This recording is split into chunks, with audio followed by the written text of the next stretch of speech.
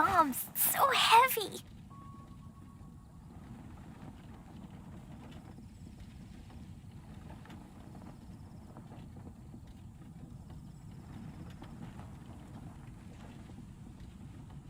Have you heard about the chasm?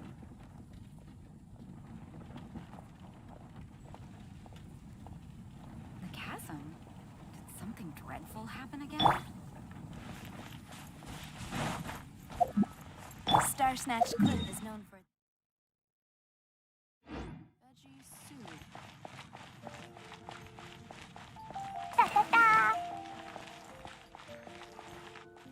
When you're high up, everyone can Add Astra.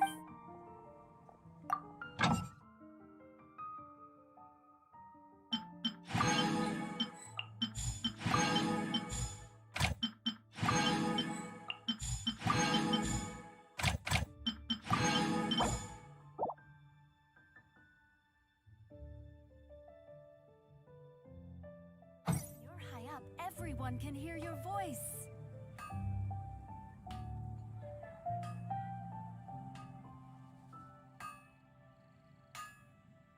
Rebooting. Mondstadt welcomes you. There's a strange These wandering. bombs, so heavy. Gosh, all I can think about is D-Luke. Dodoko? Dodoko, where are you?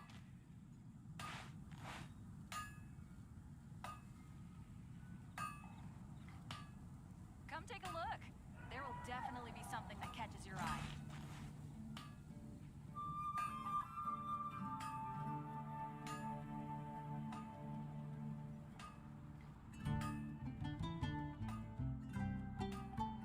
Gosh, all I can think about is D-Luke. These bombs, so heavy. Haven't you heard? There's a strange wanderer near Wolfendom.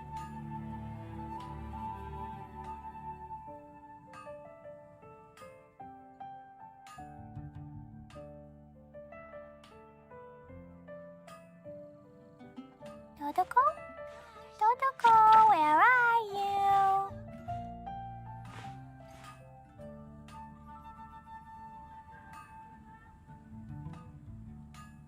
Come take a look. There will definitely be something that catches your eye.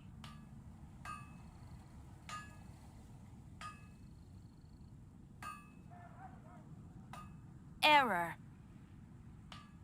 Do you want to come fish blasting with me? I'll get grounded for a whole day, but it's way worth it because the fish tastes so good.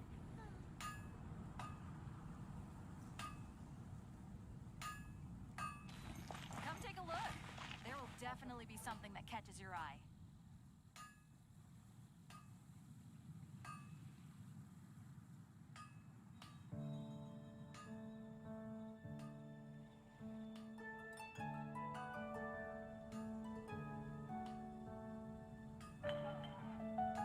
Gosh, all I can think about is D-Luke.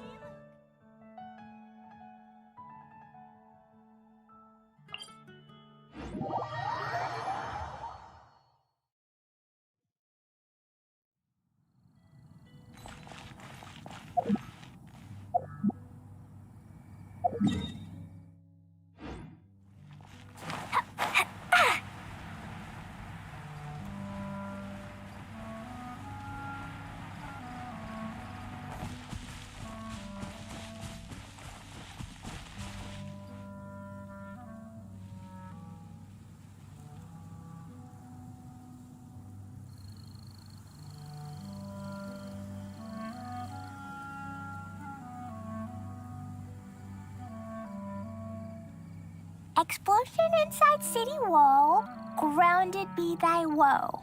Explosions can hurt people, Jin can be dreadful. Mondstadt be bombed, Klee be doomed. Those are the survival rules that the Knights of Favonius gave me. La la la. Yeah! Woo!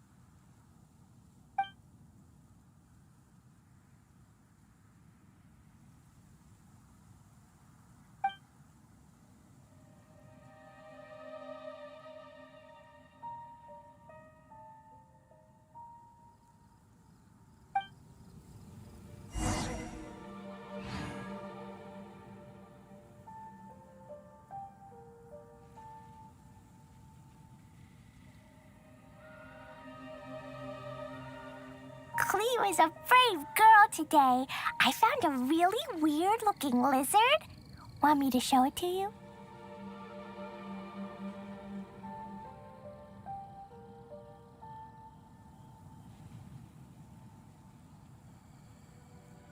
Dodoko? Dodoko, where are you?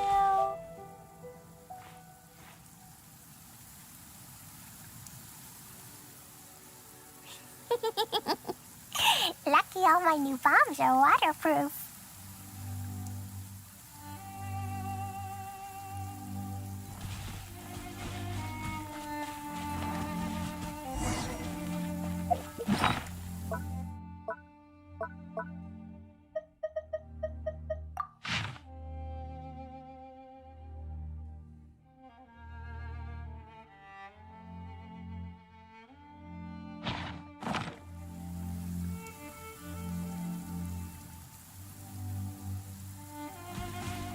Da-da-da.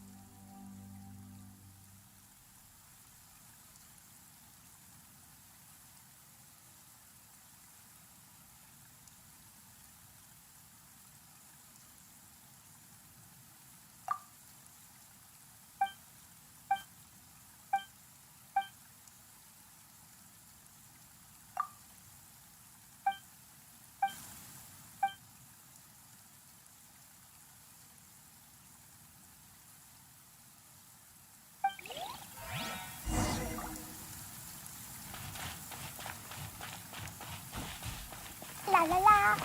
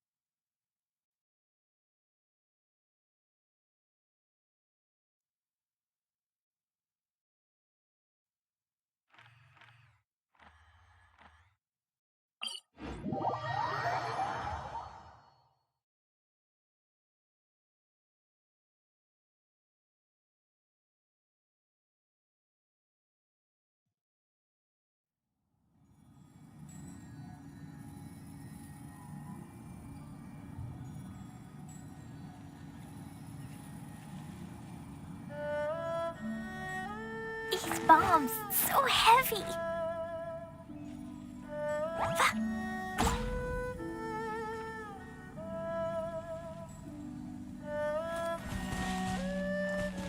The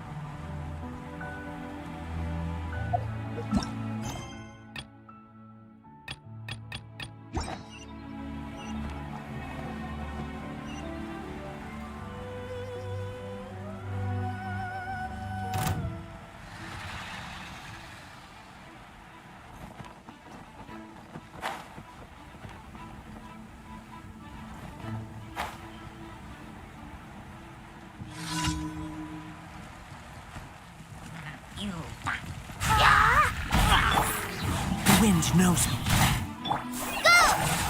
Glory to the Shogun! As one with wind and cloud. Wind Strider.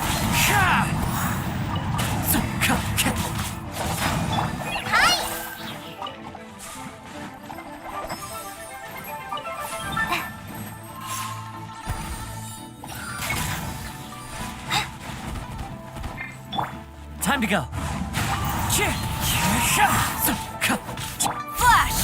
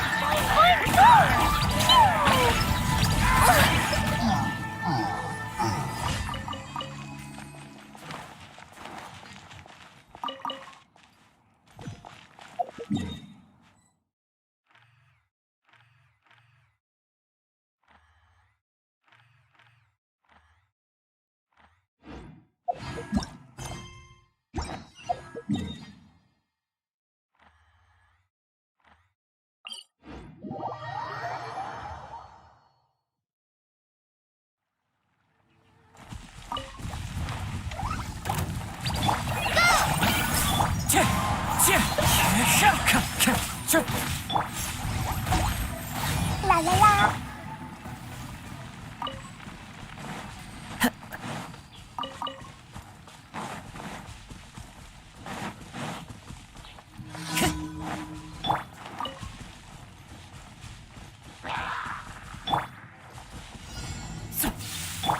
Boing, boing, boing!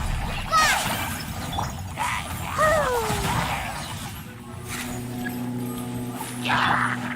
Practice on the sun! Dumpty Dumpty Go!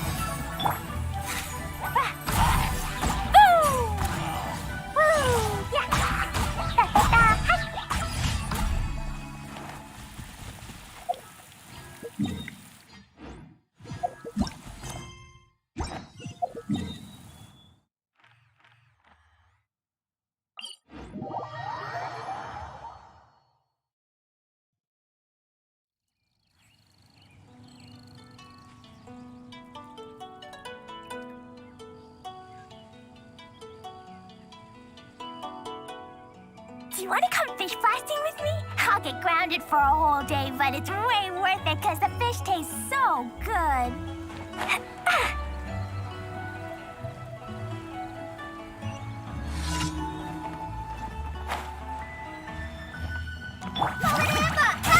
Clouds high. Hurt?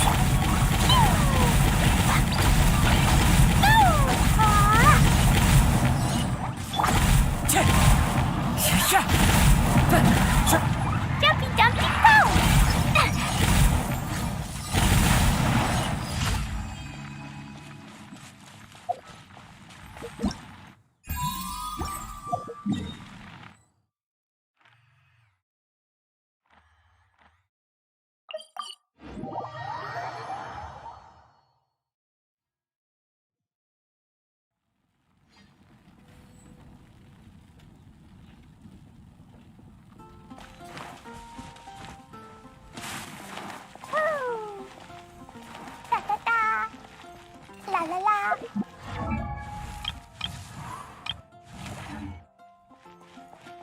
Astra.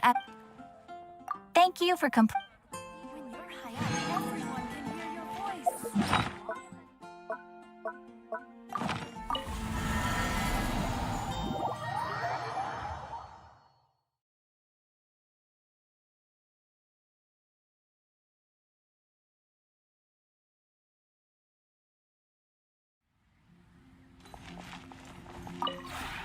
This realm is truly beginning to thrive.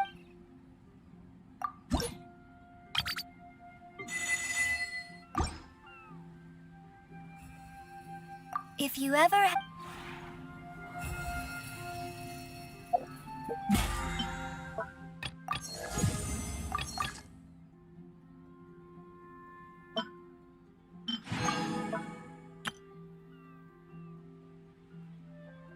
These bombs, so heavy.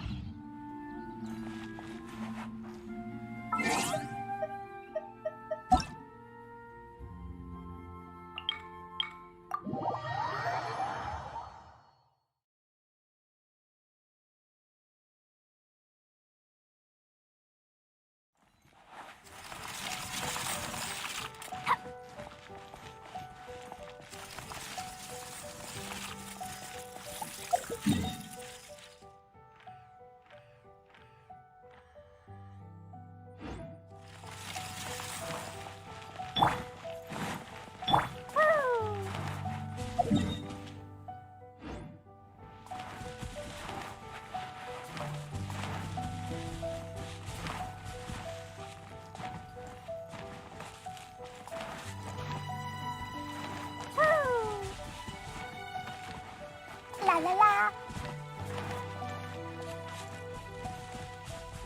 Da da da.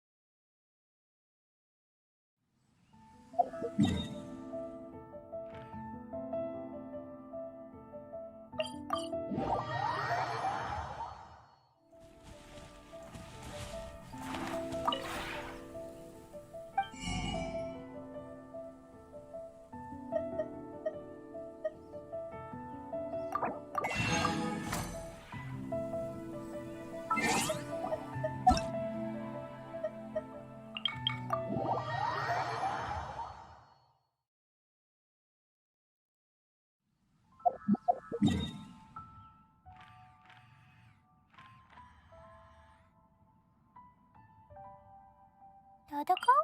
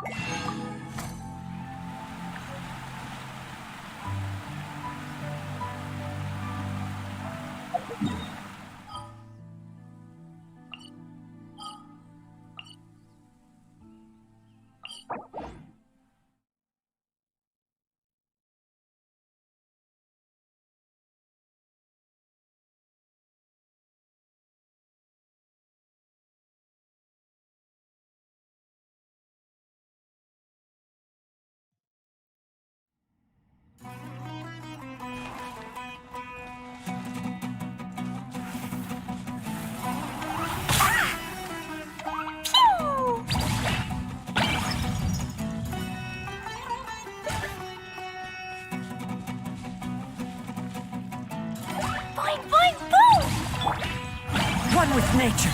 Sure.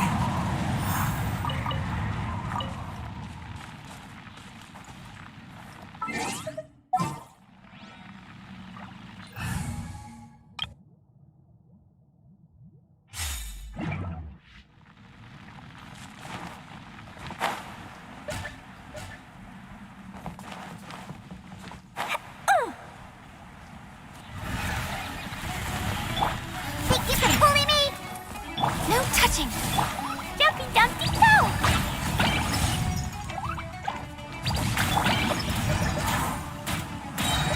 Tentatsu! Ninjutsu! Scratch!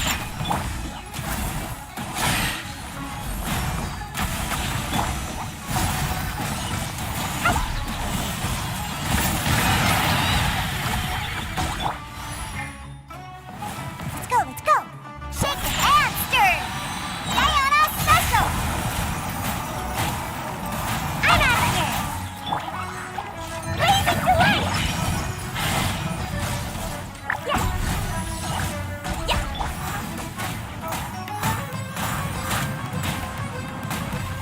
And away I go! Scratch! No touching!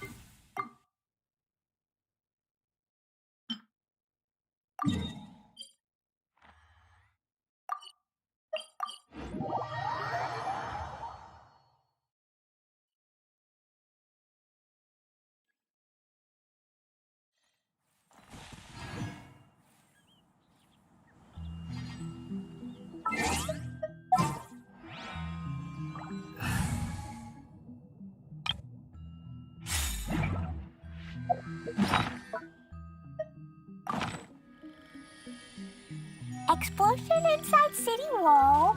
Grounded be thy woe. Explosions can hurt people. Gene can be dreadful.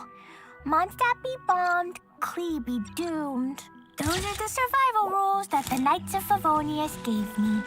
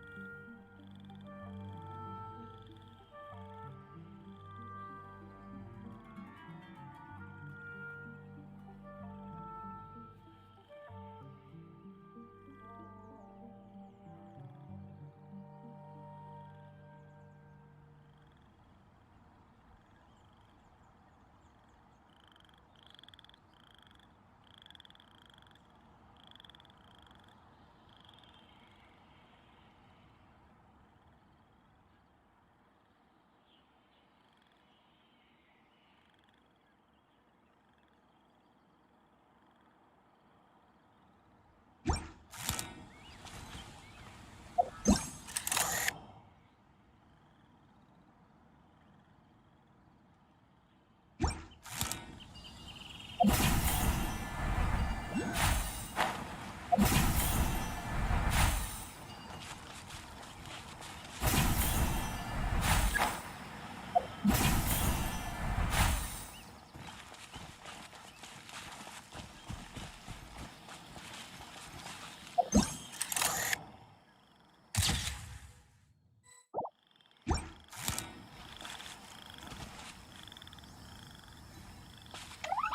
boing, boom!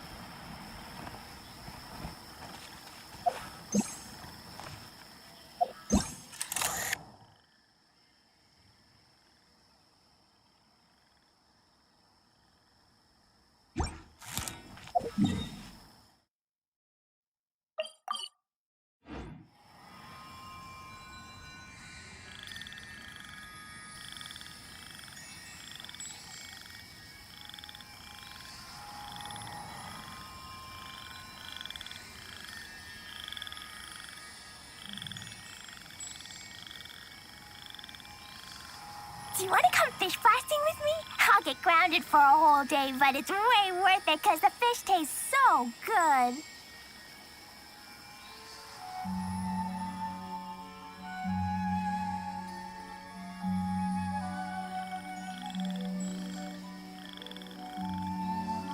Dodoko? Dodoko, where are you?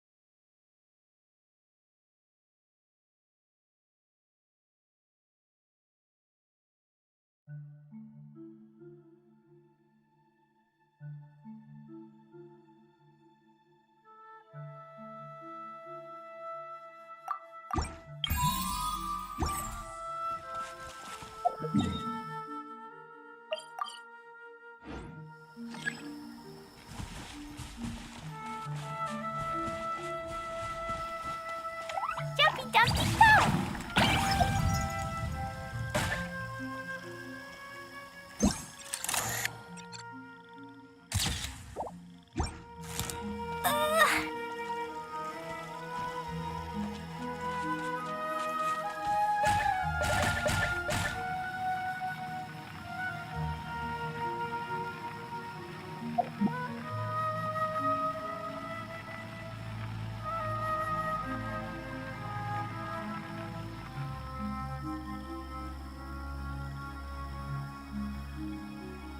These bombs, so heavy.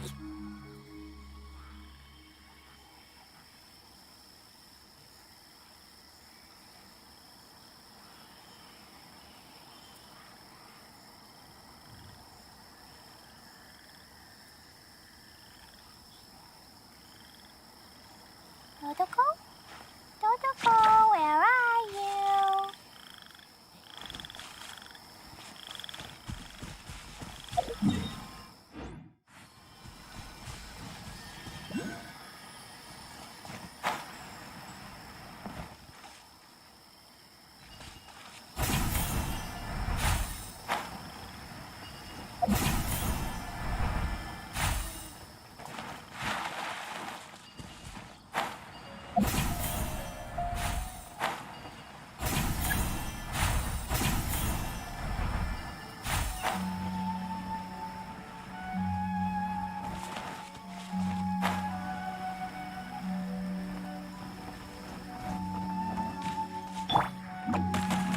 I'm out of here.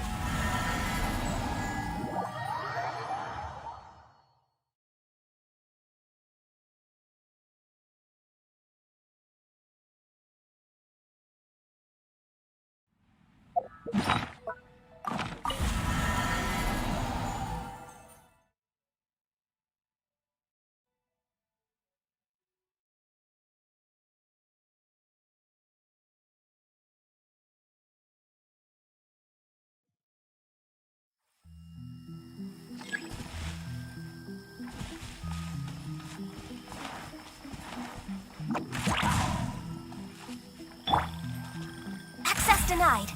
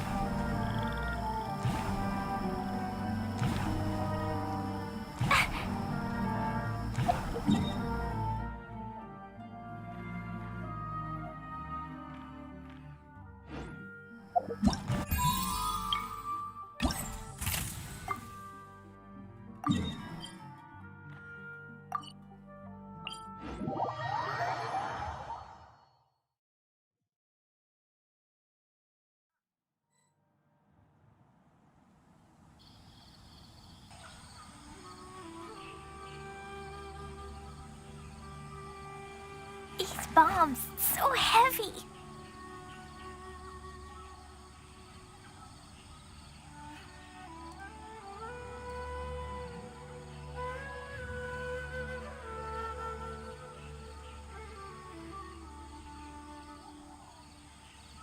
Collei was a brave girl today. I found a really weird-looking lizard.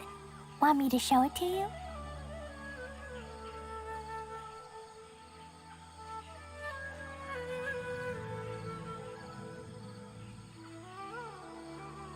Dodoko? Dodoko, where are you?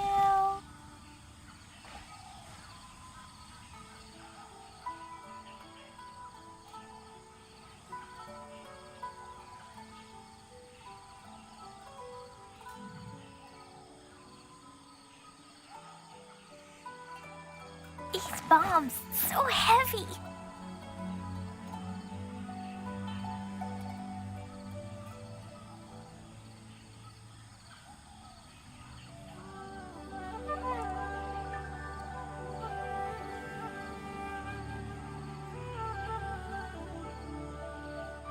Dodoko?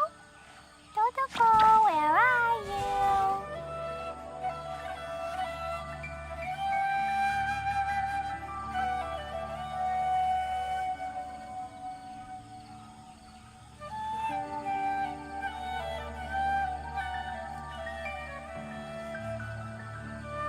Explosion inside city wall, grounded be thy woe. Explosions can hurt people, Jean can be dreadful. Mondstadt be bombed, Collei be doomed. Those are the survival rules that the Knights of Favonius gave me. Dodoko? Dodoko.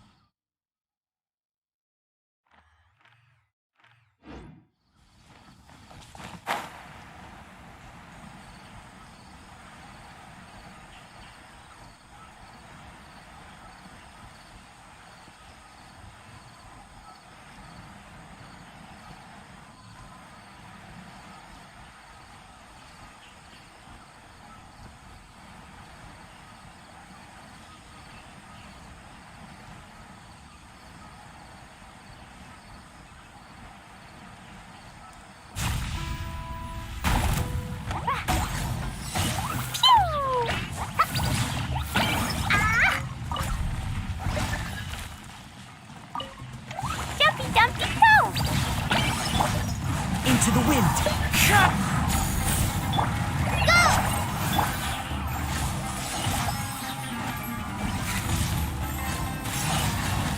La la la.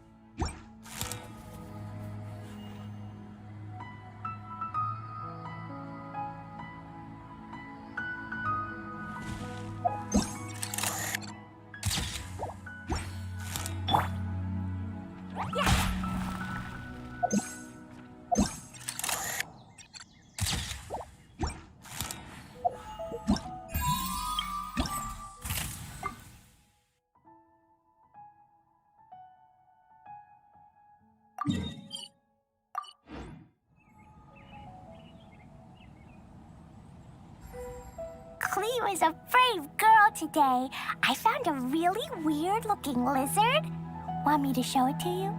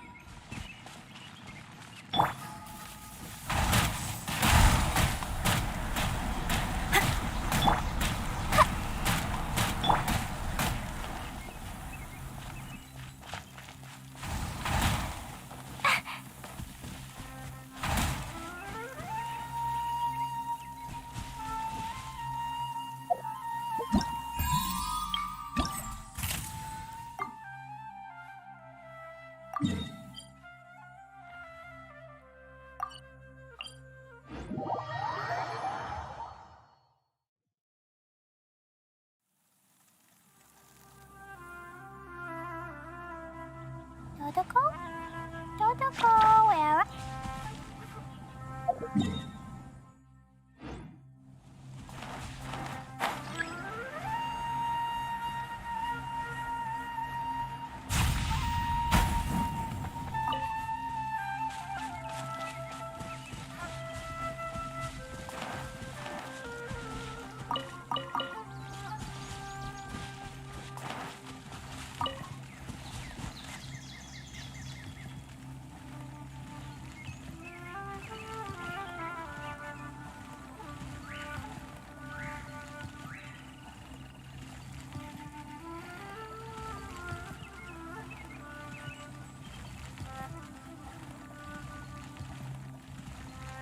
these bombs?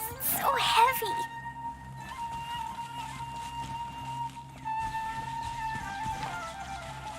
Da da da.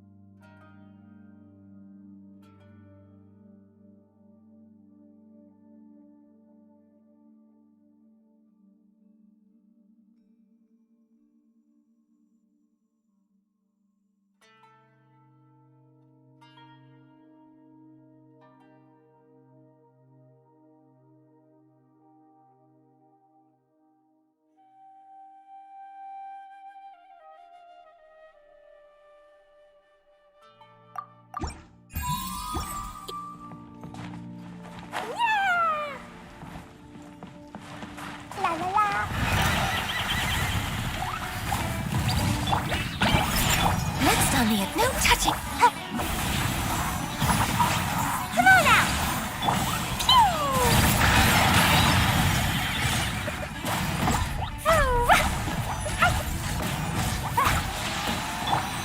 Think you can bully me?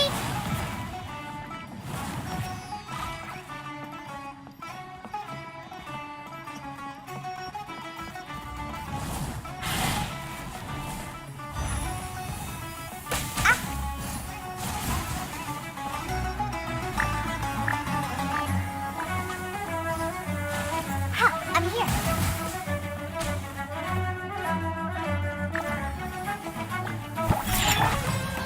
Jumpy, jumpy, go! Da, da, da.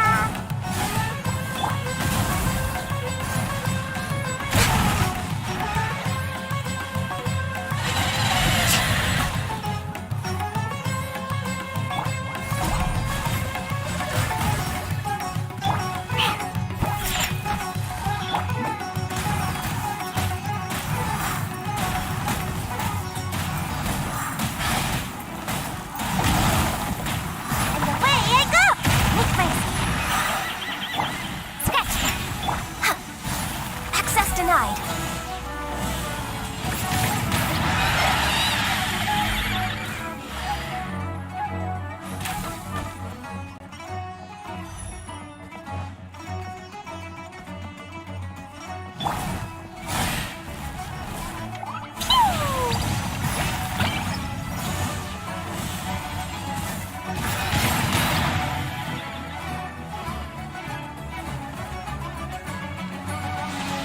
Think you can bully me?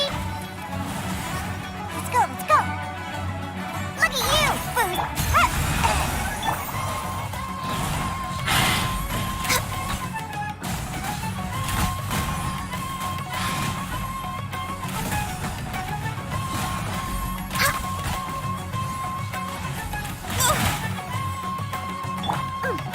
Shake it and stir.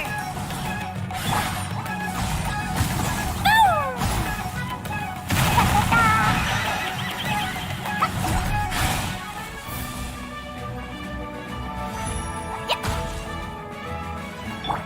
Think you can bully me?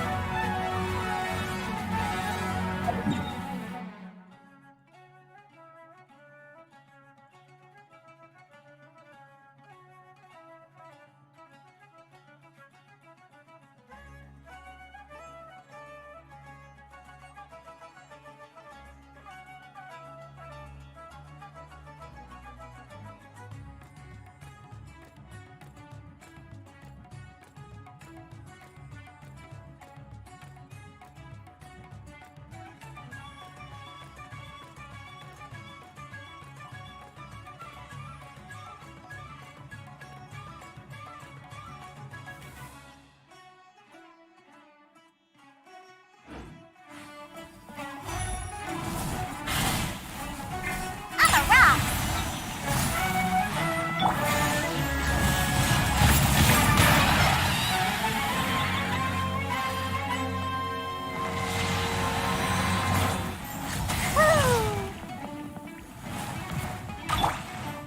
Born of ice and frost.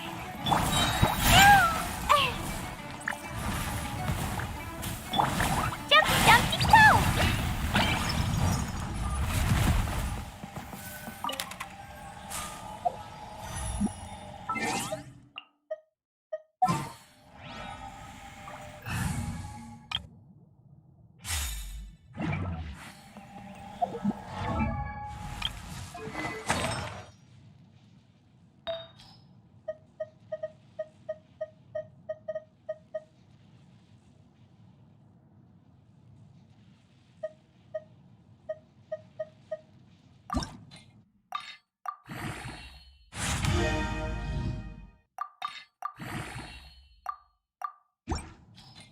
Do you want to come fish blasting with me?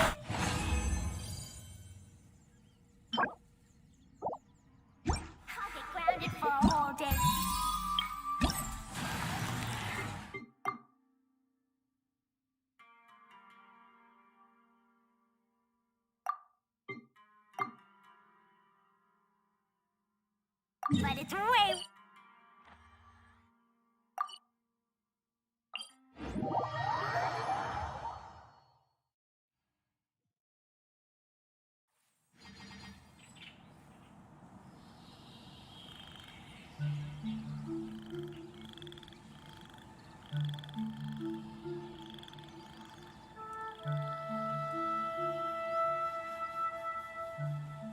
These bombs, so heavy.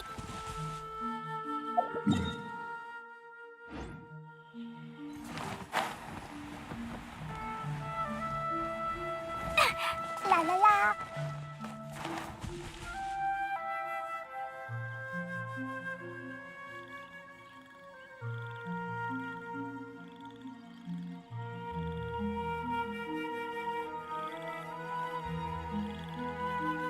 Dodoko? Dodoko, where are you?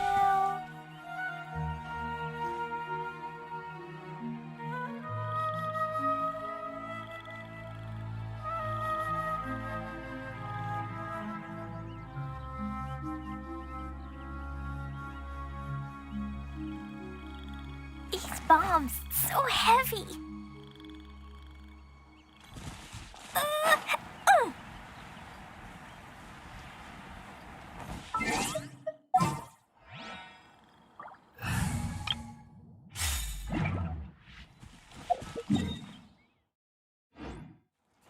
Da da da.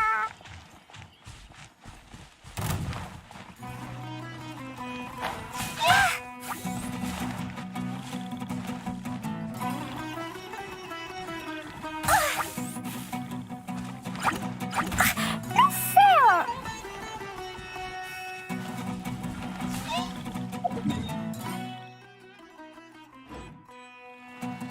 Woo.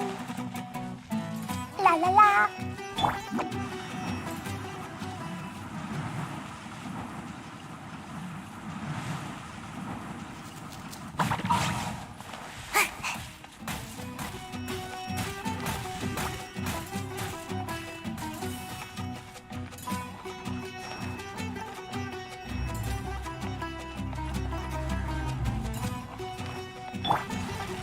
Boing, boing, boing!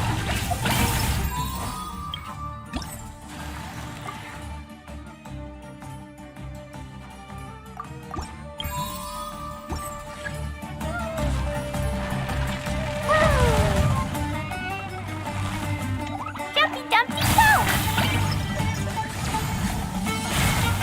Scratch!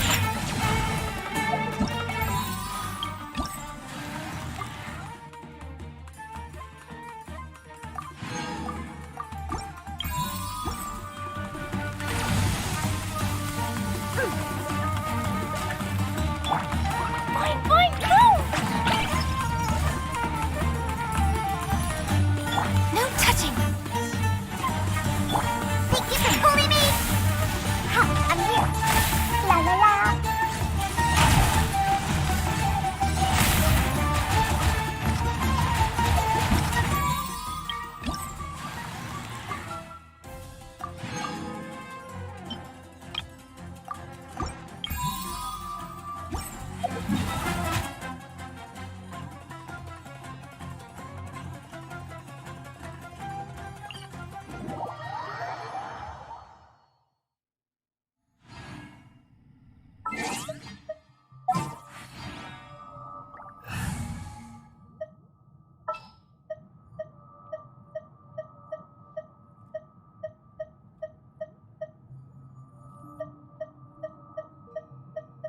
The threads of your fate lie in my hands.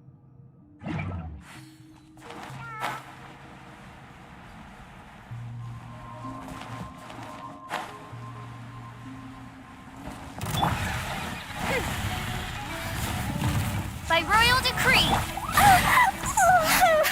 Dumpy Dumpty! I'm out of here! Wings of darkness. Come on out!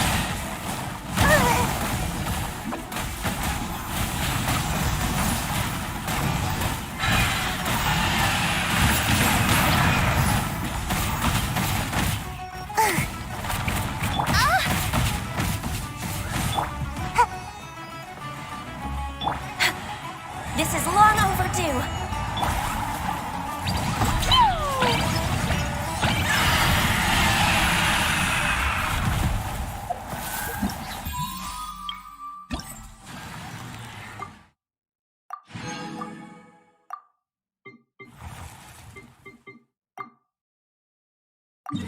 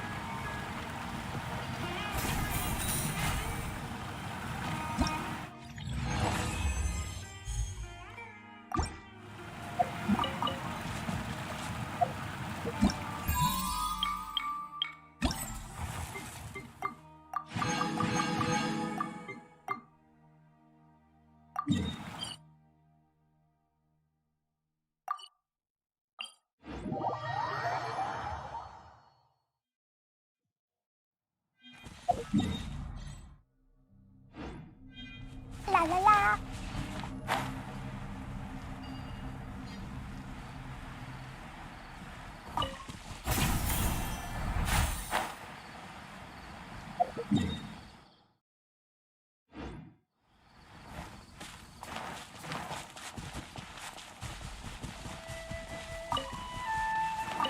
Welcome, welcome. You are not welcome here. Da da da.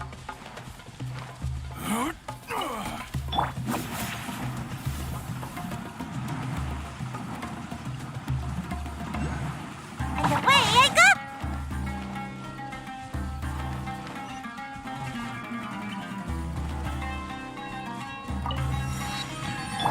La la la.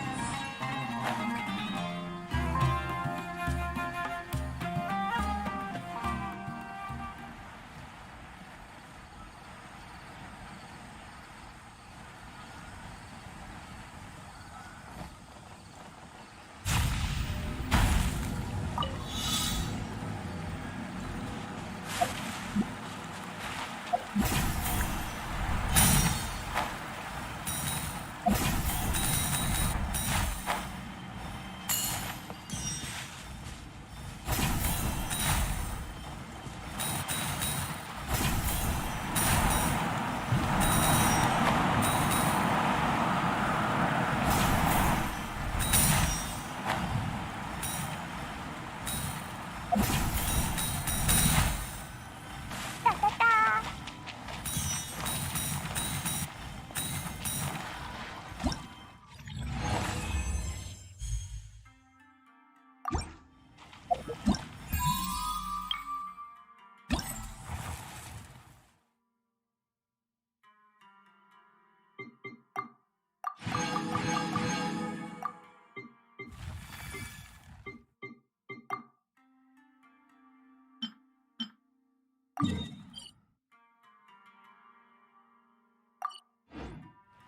Woo!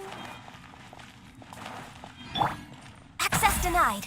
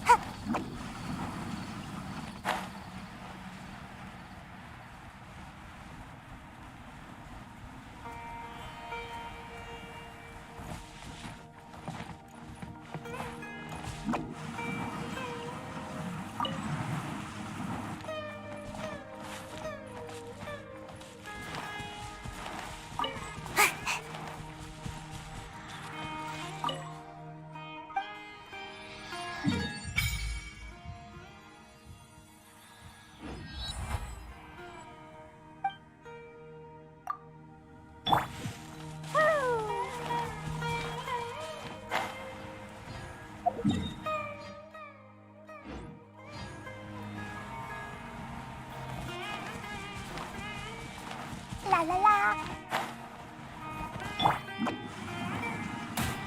And away I go!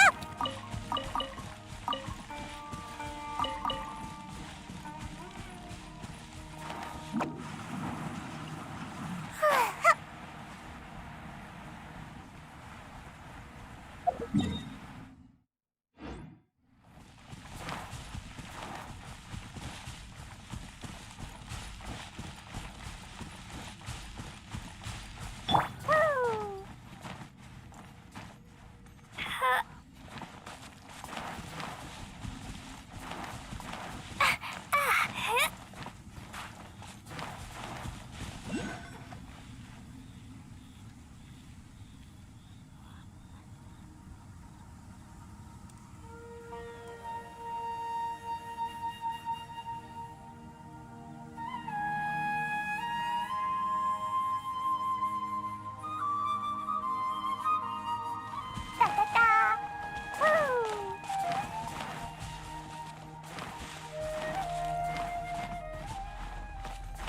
La la la! Da da da!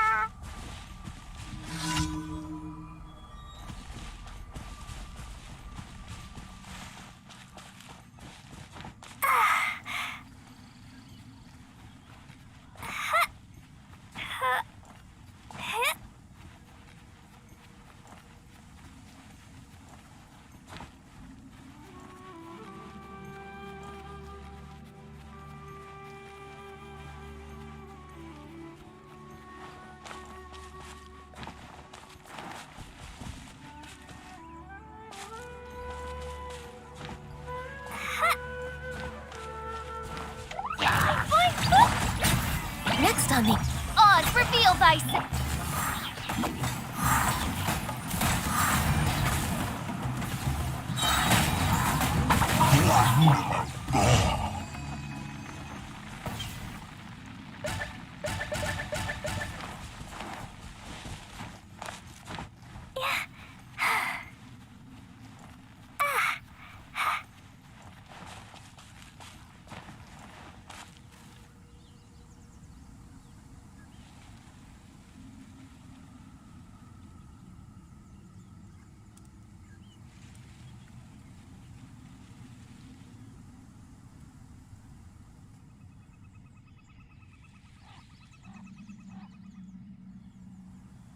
Collei was a brave girl today.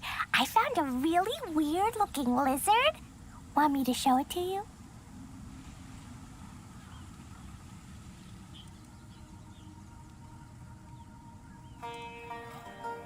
These bombs, so heavy. Woo!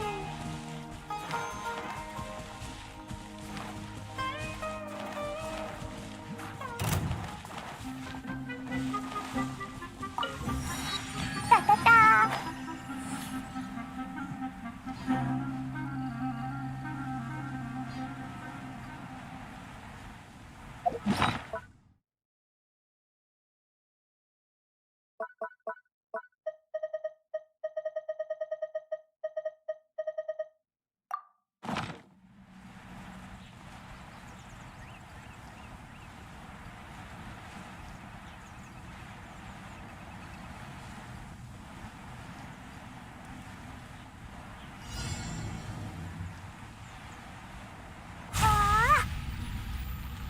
Sucker for a punch, huh? Hello, gambler. Feeling lucky today?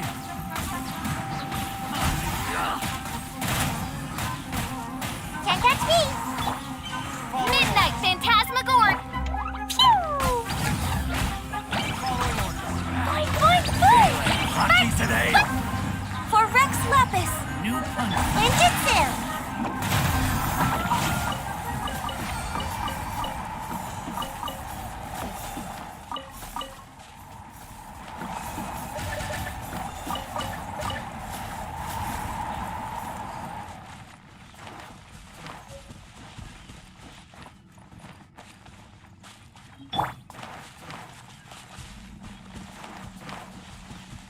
La la la.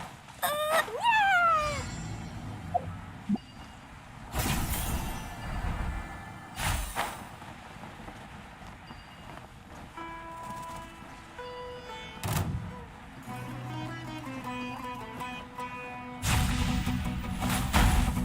Jumpy Dumpy, born of ice and frost. Where do you think you're going?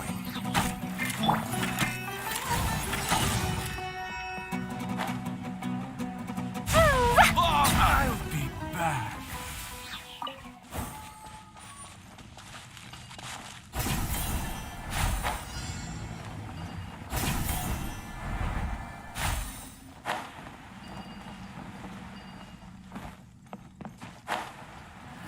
Looking for New trouble? punching bag. Like royal decree. And away I go. No touching. Today.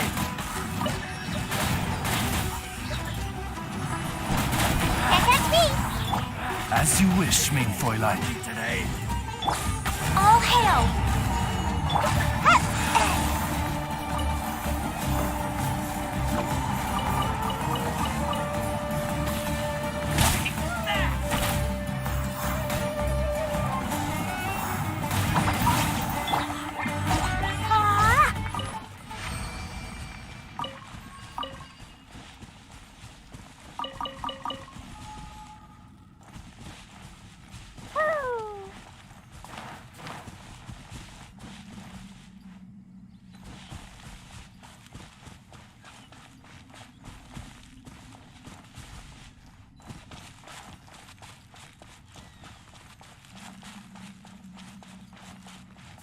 La la la.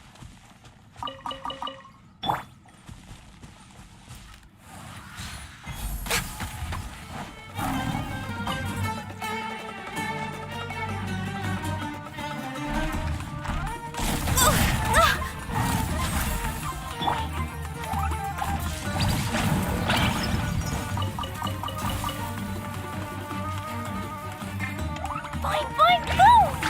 Hi-ya!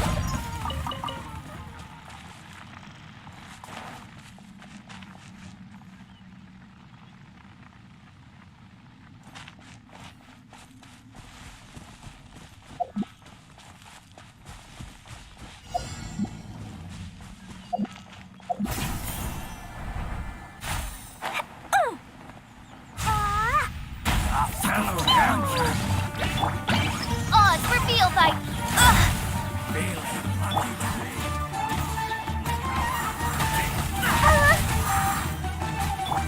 Boing, boing, boom!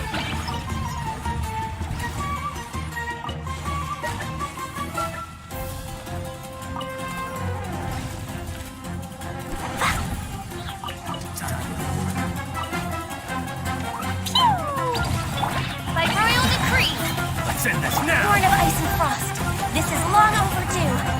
Come on out! I'm out of here! Testing my patience.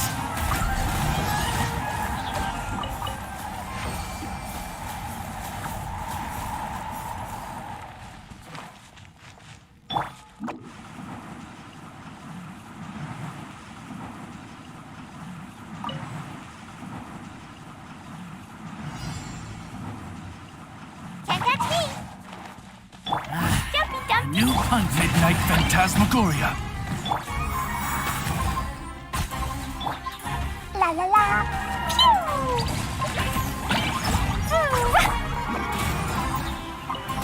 I'm out of here! Hi-ya! You are not welcome here. La la la! No touching! Blaze over!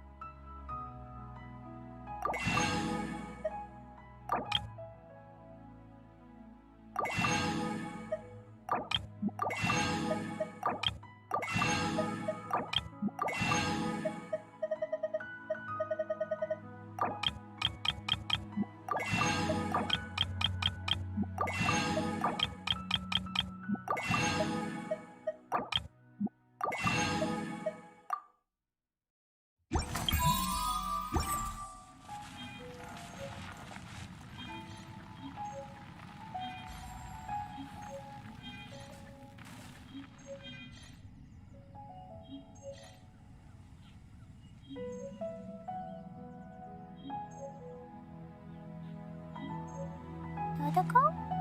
Dodoko, where are you?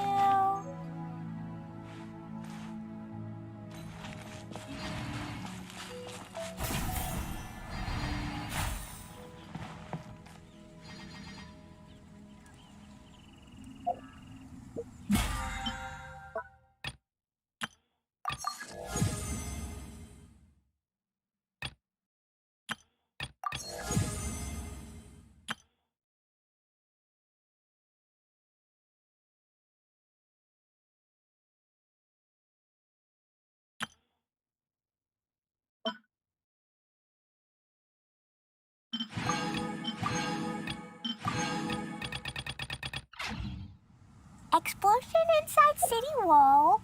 Grounded be thy woe.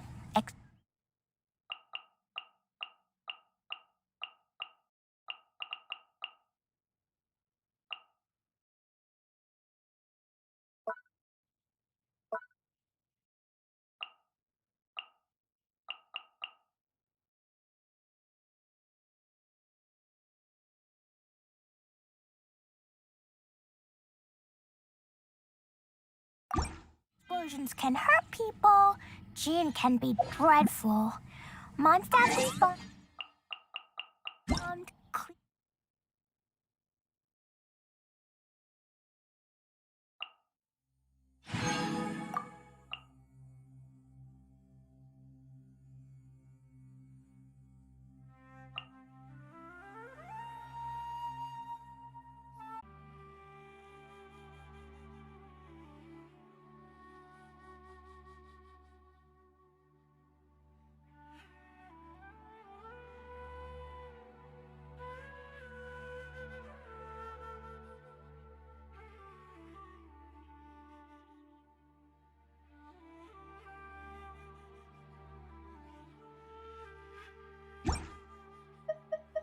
It's bomb.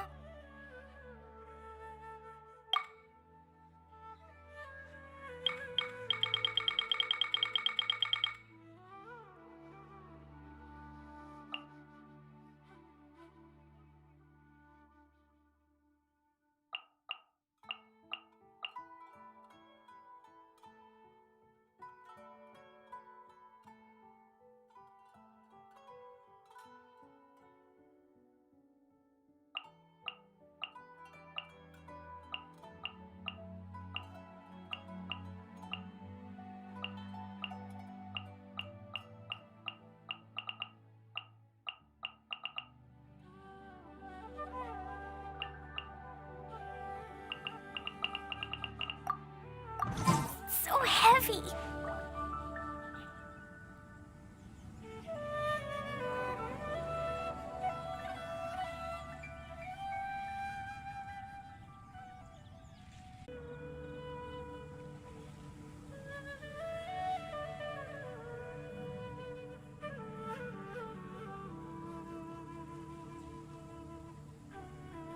bomb's so heavy.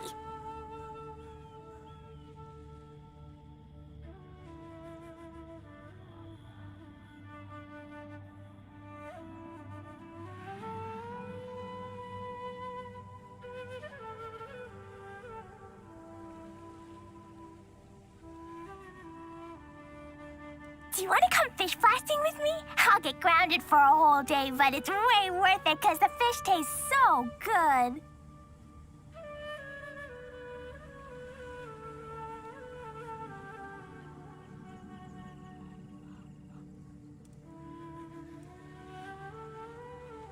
Dodoko?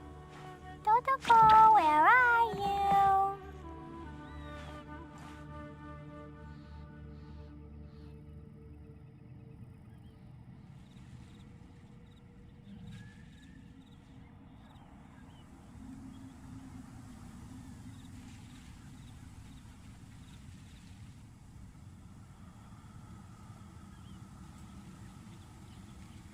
These bombs so heavy.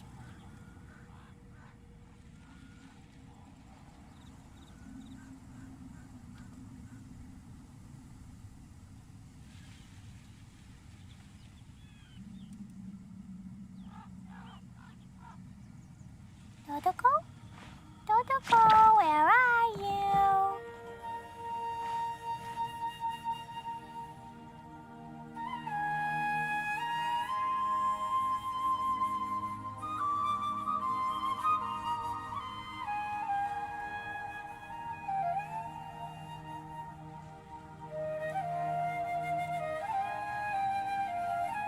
Explosion inside city wall. Grounded be thy woe. Explosions can hurt people. Gin can be dreadful. Mondstadt be bombed. Collei be doomed. Those are the survival rules that the Knights of Favonius gave me.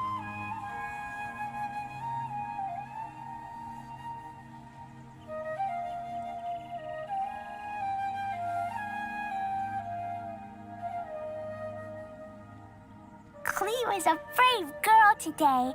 I found a really weird-looking lizard. Want me to show it to you?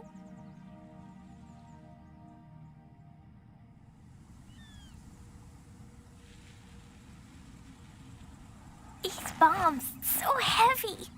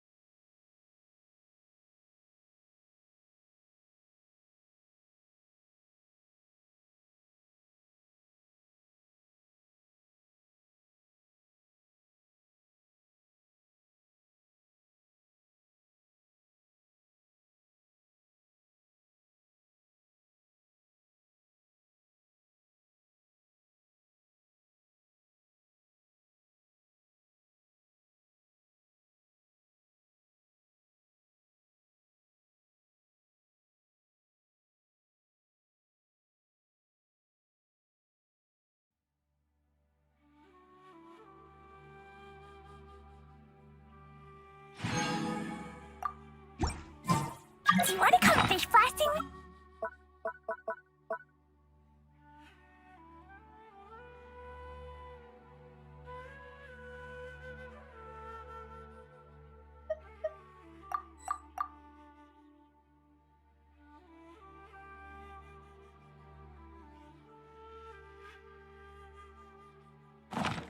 I'll get grounded for a whole day, but it's way worth it because the fish tastes so good.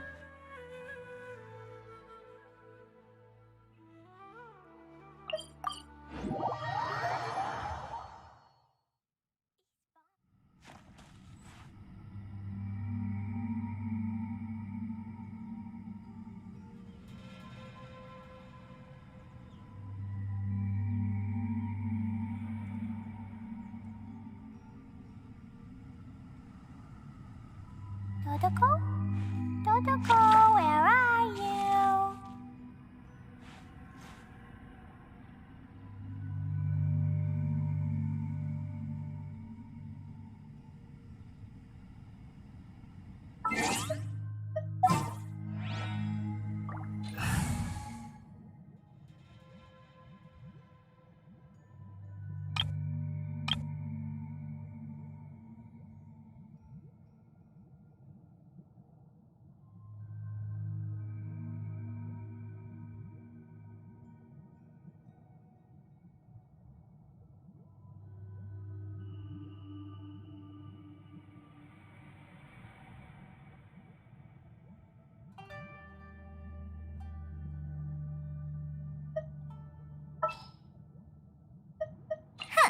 Need my help as usual?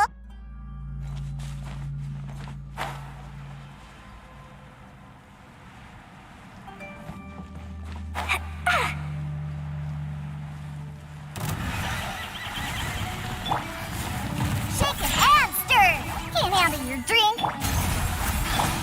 Boing, boing, boom! Dumpty, dumpty, go! Blazing delight! That really hurt!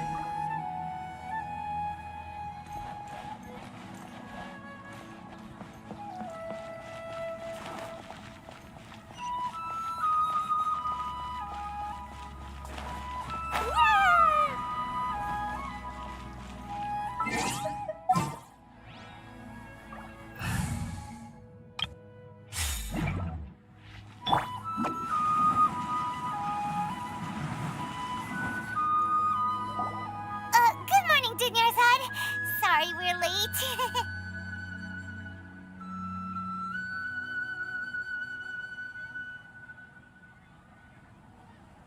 Not at all. I arrived early. You seem kind of tired. Did you not get enough sleep? I'm doing well. There's no need to worry. Shall we go? Let's start with the stalls over there. Sure. Traveler, why are you just standing there? Let's get going.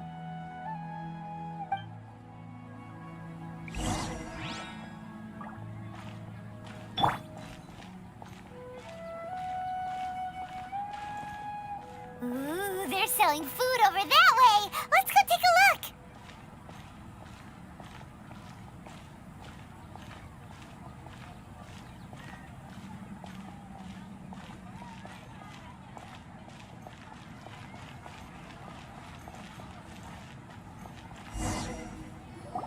This is a stall offering foods from the Haftmewa feast. You are quite well informed, miss. I thought most people nowadays wouldn't know.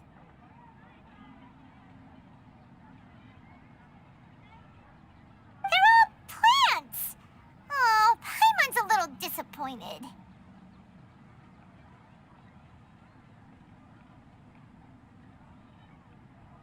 Actually, what is the Haftmewa feast you mentioned just now? It's one of the Sabzerus festival's traditions. People used to set their tables with 7 different foods to symbolize the 7 virtues of the Dendroarchon.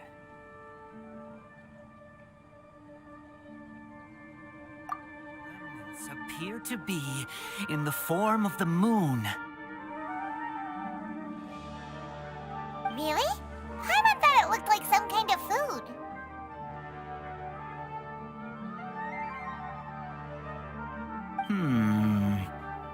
The moon signifies... It's escaping me for now. Wait a moment.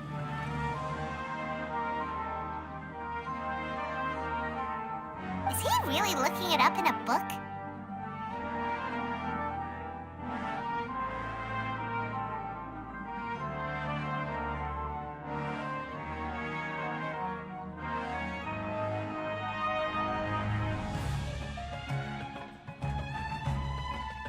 Oh, right.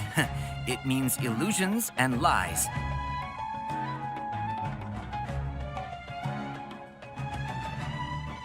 But if you trust your intuition and overcome your fears, the sun will surely rise.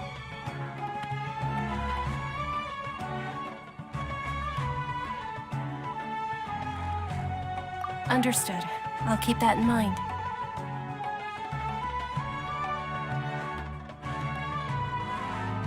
Oh, it's nothing. I'm just learning as I go. Guess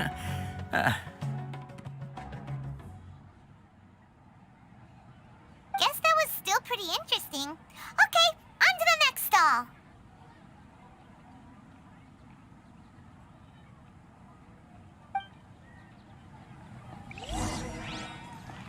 So, where to next?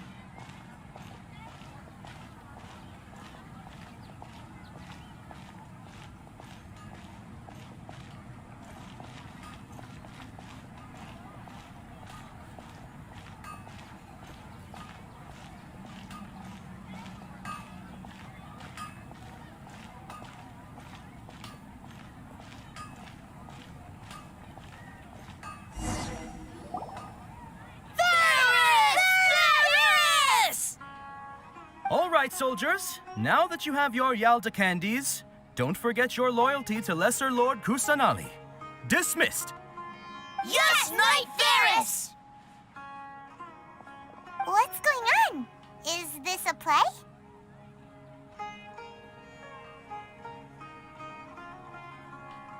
Ferris, the Night of Flowers, is another Sabzerus festival icon and one immensely popular with children.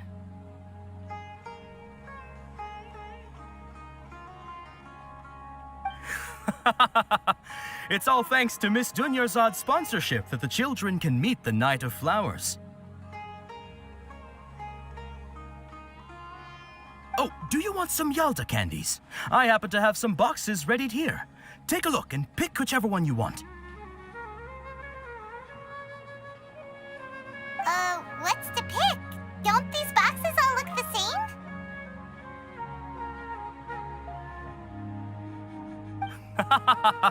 It's not that simple. Each box contains a random flavor. It's up to the luck of the draw. Flavors include lavender melon, hara fruit, sunsetia.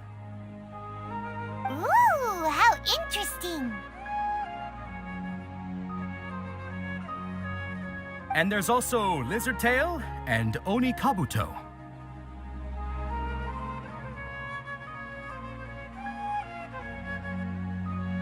Ugh, why do those flavors even exist? Traveler, help Paimon pick one. Paimon wants to eat the Sunsetia flavor. Great!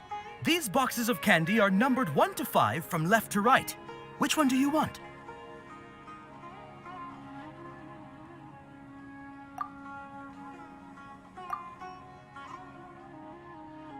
Ah, excellently chosen. Number 4 is indeed Sunsetia. Ha! Paimon bet you had incredible luck, and Paimon was right!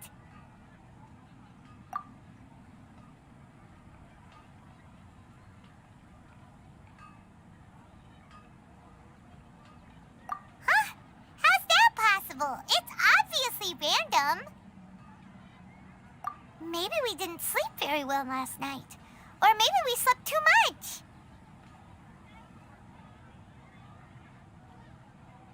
Oh, sure. Huh? Where are you going? You're just gonna walk off like that?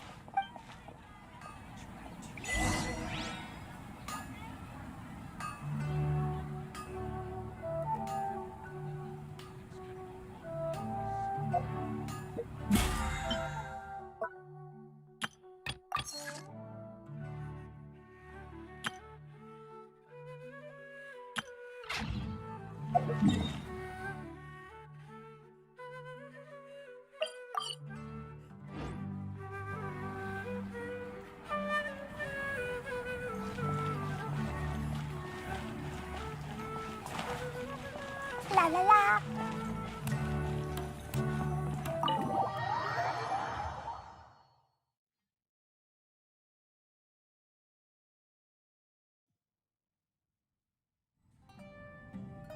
A feeling of deja vu?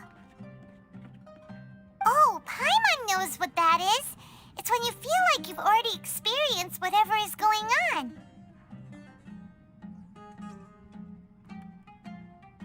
In that case, Paimon also felt something like that today.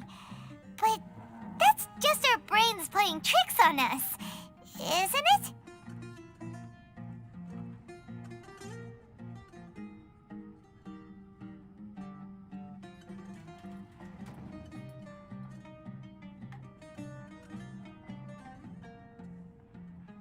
So, why'd you run here in such a hurry?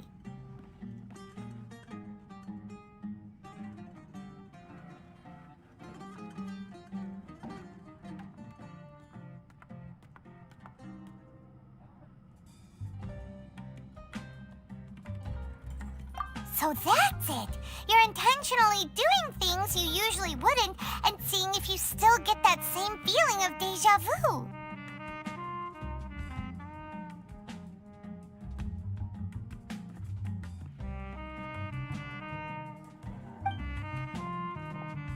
Welcome, you two. Are you here for lunch? What would you like to eat?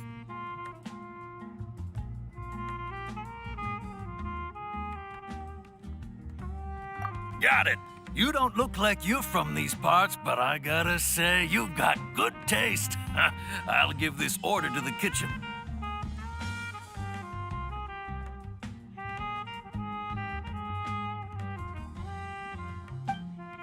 Coconut charcoal cake? Isn't it that burned thing that didn't look tasty at all?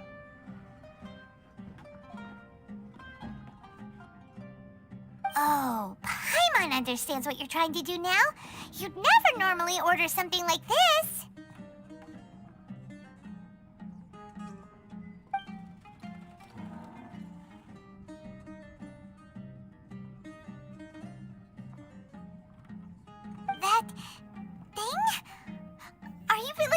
eat it?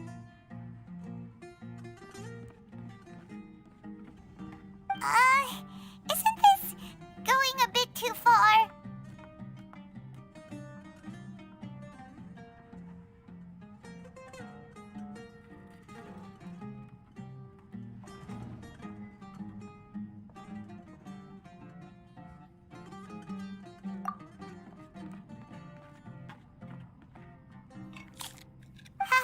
How was it? The look on your face is telling Paimon that it tasted awful.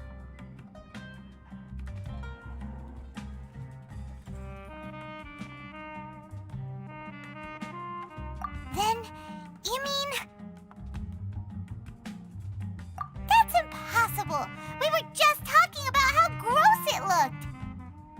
So, would this be a case of taste bud deja vu? Paimon also gets the impression that we've been here many times, even though we are regulars. How about we go out again and try something else?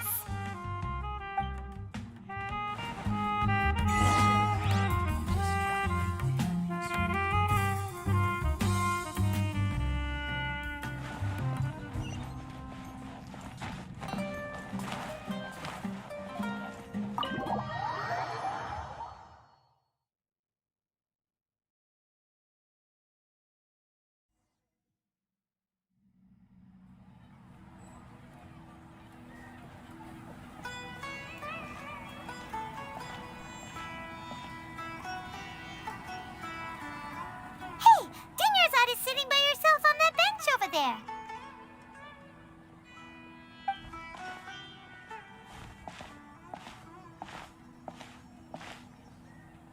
What a coincidence, Dunyarzad. We meet again. Why are you sitting here all by yourself?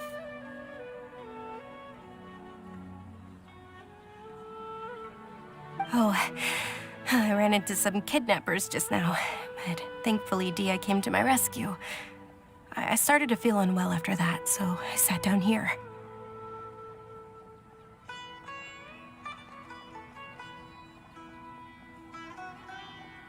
Kidnappers? Oh my goodness, are you hurt?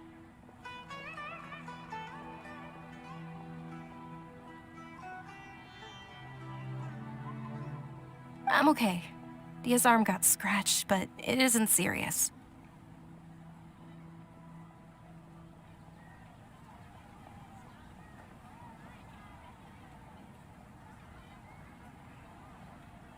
Whew, that's a big relief.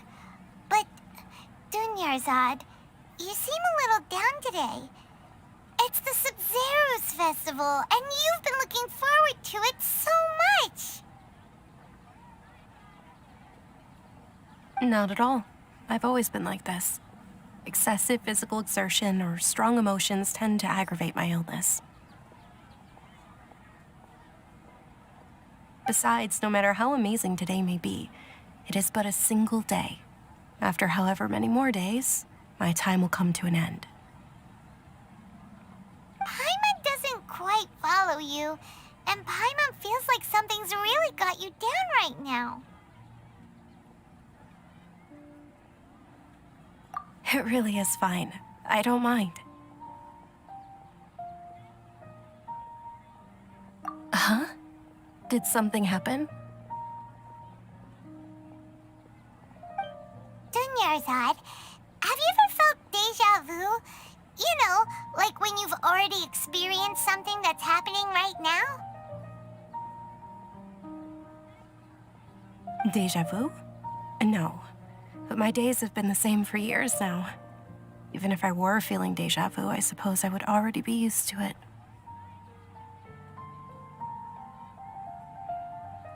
Oh, Paimon sees. Then, is it only the two of us? It's almost time.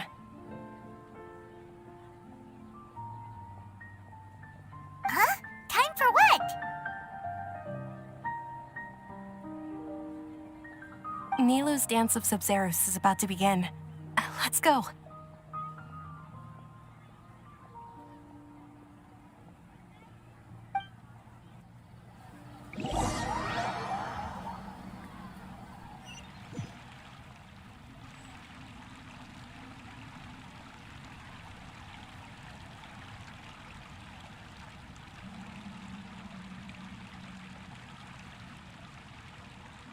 With your lack of intellectual credentials, I do not believe you are qualified to debate with me.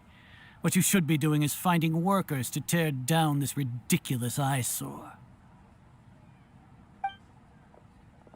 When we return, have the scribe draft an ordinance before the next Nyagarbaha Day that prohibits public art performances. We will publicly announce it later through the Akasha. Understood. I will inform him when I return.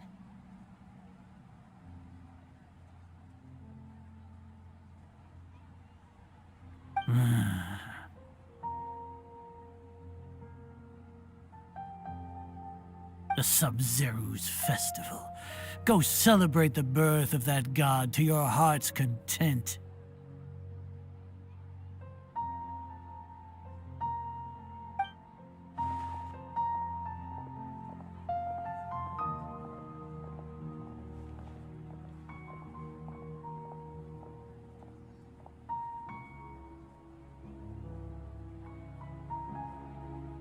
Nilu, are you okay? Oh, Dunyarzad. The Grand Sage ordered us to stop the performance.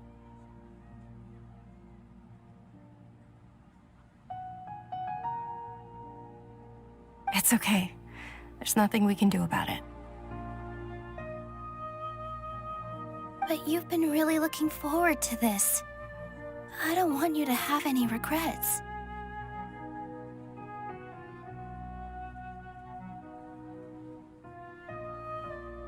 It truly is unfortunate, but I don't want to cause trouble for anyone. Didn't the Grand Sage say that he might investigate the organizers? True, but... Well, okay. I'll just have to try again next year.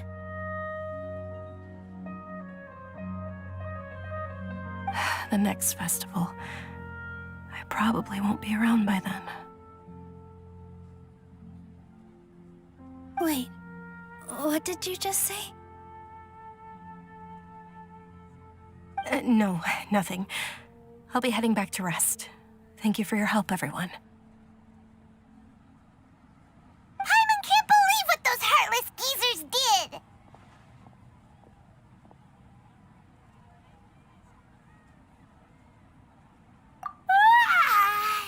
Did Dunyarzad already go back? We should also return and get some sleep.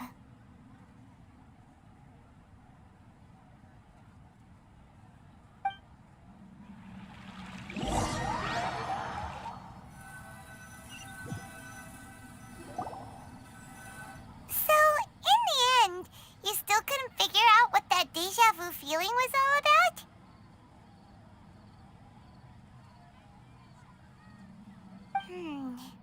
Maybe it really was because of exhaustion.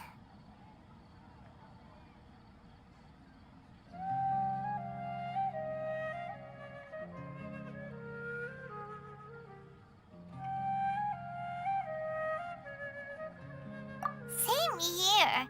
That's why Paimon stopped thinking about it halfway through the day.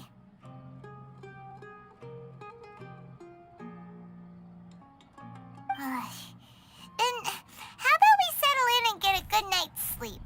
For now, we can chalk things up to exhaustion. We can do more thinking tomorrow.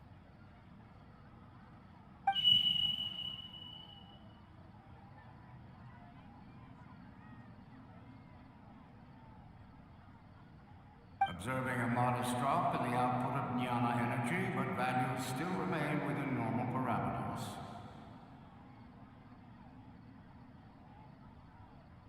Continue to monitor for variances in the data and find the cause as soon as possible.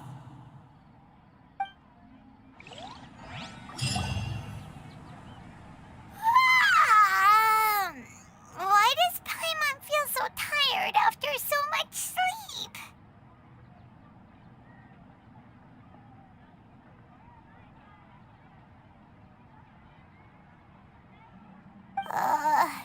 Anyway, we should go meet Dunyarzad right away.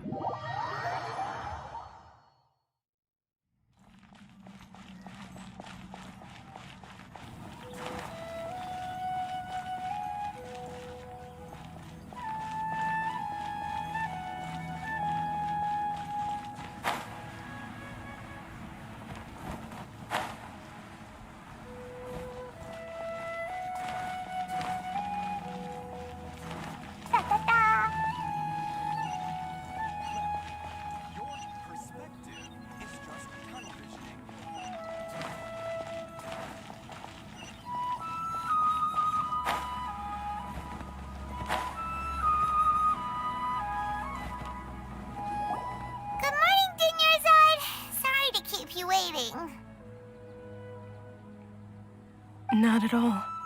I arrived early.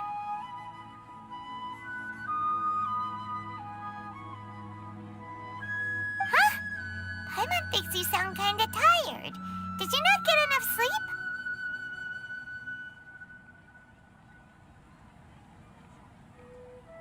I'm doing well. There's no need to worry. Shall we go? Let's start with the stalls over there.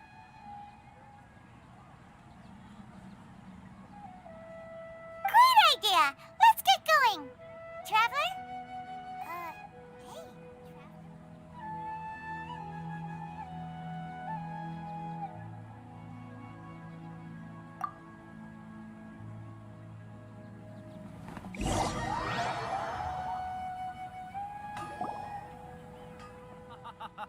It's all thanks to Miss Dunyarzad's sponsorship that the children can enjoy the Sub-Zero's festival.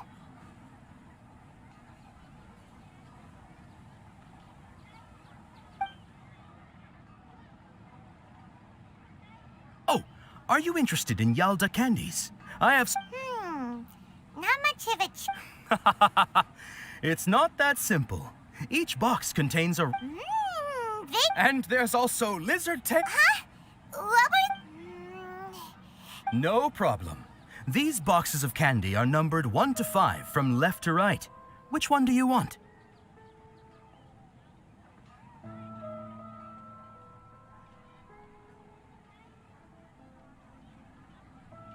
Oh, I like your confidence. No hesitation at all. Oh, congratulations! Number 4 is indeed Sunsetia.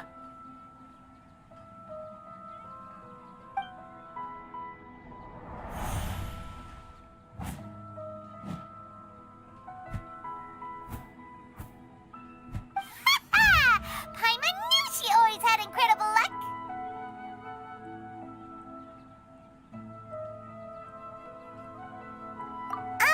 Paimon's not really interested in the other flavors.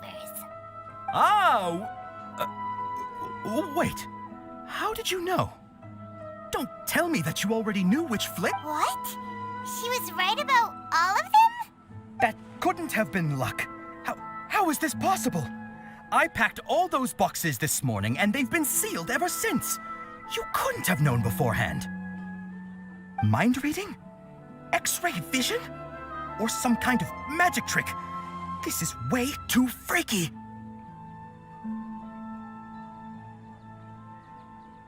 Tell us what's going on!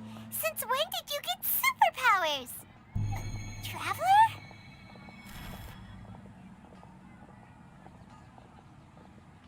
Hey, where are you going? What's going on? Did you see something? Us leaving Dunyarzad without letting her know is kinda rude, you know.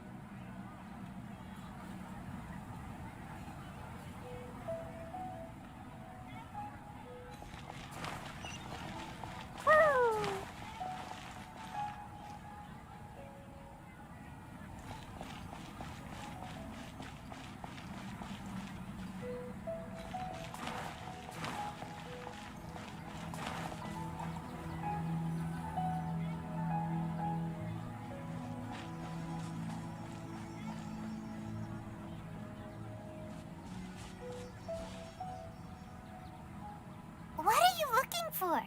Why did we come here?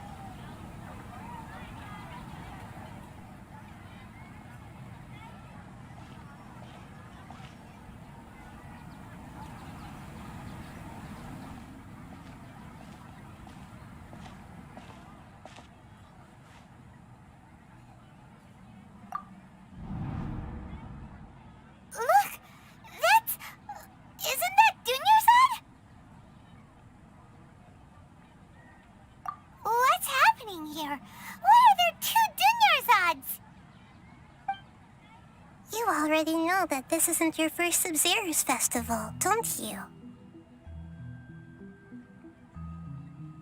I'm sure you already know how to use this. A knowledge capsule? Where did you get it? What's inside? You should use it too, Paimon. You know Paimon? Well, this seems kinda sketchy, but Paimon feels like this is what we should do.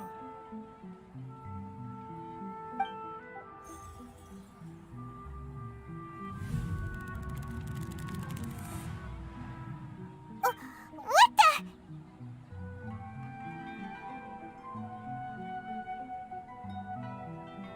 This is our 20th time at the Sub-Zero's festival? Huh? No. The 30th? 40th? Just how many times have we been to the Sub-Zero's festival? Have we been trapped in a single day? If it weren't for you, we wouldn't have even realized. What the heck was inside that knowledge capsule? Your memories are still scrambled? Try your best to remember. This isn't the first time we've met, and I answered that question a long time ago.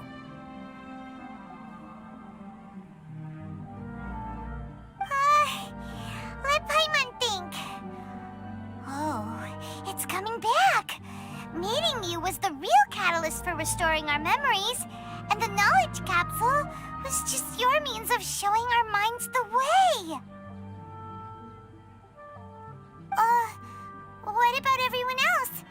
Why are you only helping the two of us? Your sense of deja vu is stronger than everyone else's, yes?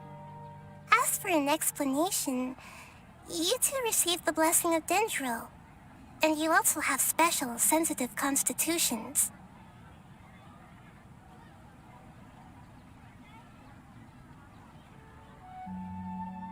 It was as if a single sheet of paper was separating those memories from your consciousness.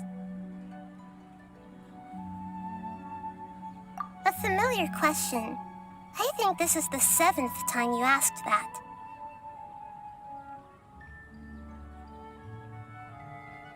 As you can see, she isn't doing well. You probably sensed it too. The Dunyarzad you were just with is different from the first Dunyarzad you met. That first Dunyarzad is in front of you right now, and she doesn't have a lot of time left.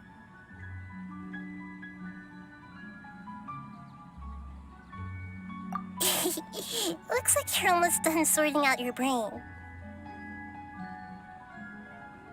Oh yeah, I'm Nahida. Good, you passed the test. What's happening? You can awaken our memories, and you seem like you know what's going on. Oh, wait, please don't tell Paimon even you don't know. Everything in this world runs in a loop. This cycle is called a samsara. You, me, and everyone else are all stuck inside a one-day samsara. As for the truth, that's on you to find out. If you were told the truth instead of discovering it yourselves, it would literally blow your minds. I don't know how you'd be after that. I can only give you surface-level help, like bits of information and subtle hints. For the rest of the time, I'll be doing all I can to slow down Dunyarzad's illness.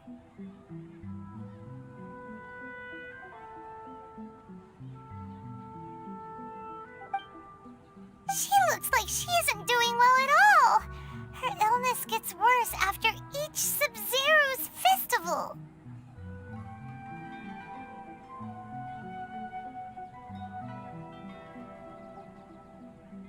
If we can break out of this samsara, I might be able to save her. But as things are right now, she's just a small bird in the sky that's about to lose its last feathers. All I can do is raise a gale to delay her fall. You sure love to use those weird analogies. Analogies are wonderful tools. They let you use existing knowledge to understand unfamiliar things. Okay, so, with what you know so far, what do you think the truth is?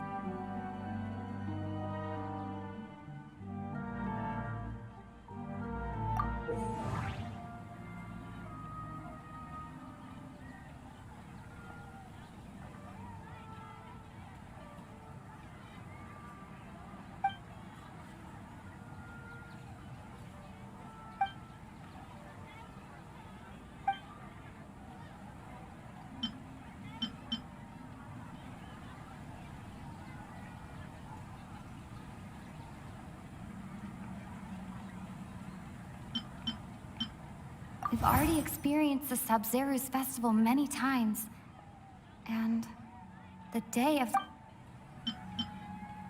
What's happening right now seems to have happened before.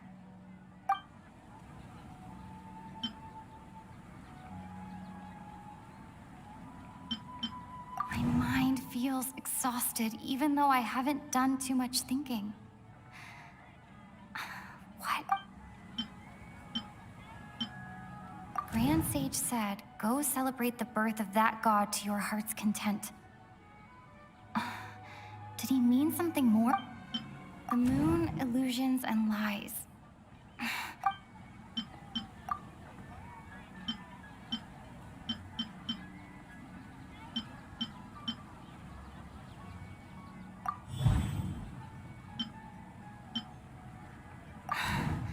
That should be it.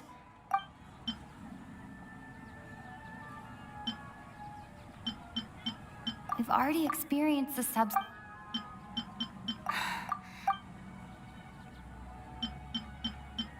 That doesn't sound right.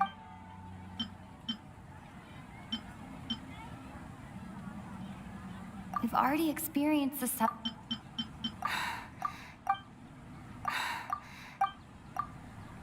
A time loop. You've given similarly wrong answers in the past. A pity. Still the wrong answer? Paimon thought that made a lot of sense. It feels like time's just repeating itself. A simple time loop can't explain some of the phenomena. You two are still missing a lot of information. Unfortunately, I can't give you any more hints.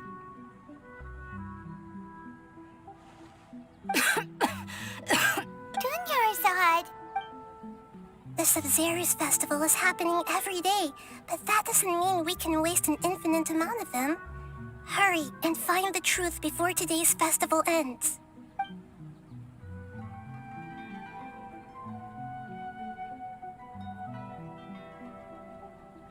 Let's think about our current situation. To save Dunyarzad, and to do that, we need to figure out what's happening. The truth.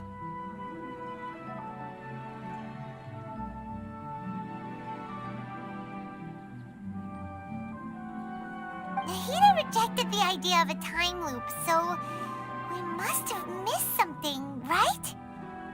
Paimon's memories say that we've already done this many times, but let's go talk to people again. It's more productive than sitting here and scratching our heads. Why don't we start with those stall owners?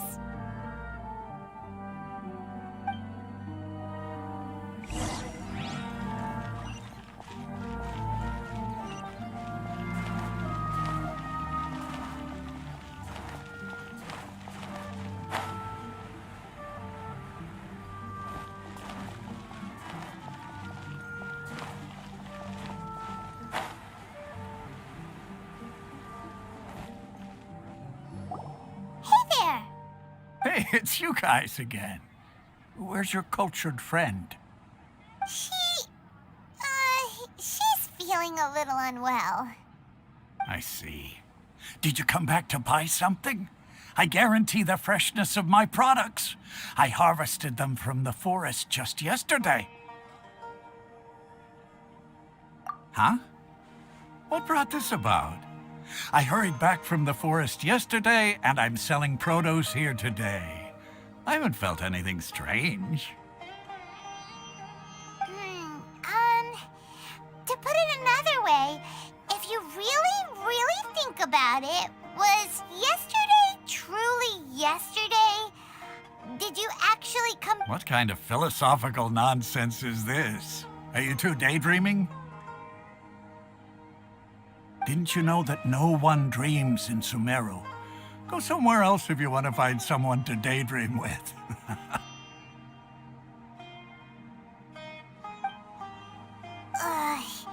He actually has a point. Is this a dream? Is everyone dreaming? True. It's so weird that people here don't dream. Why is that? Anyway, if this all really were just a dream, we would have woken up a long time ago.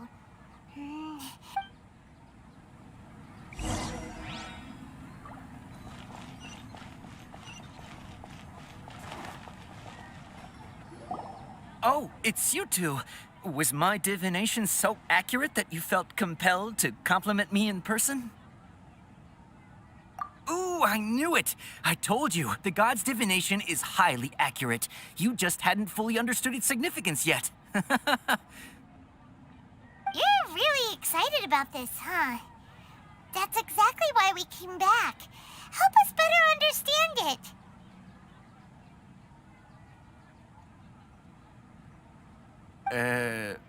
Help you better understand it? Well, that isn't exactly what I excel at. So, you're admitting that you don't have a clue? Anyway, what kind of situation did you get into?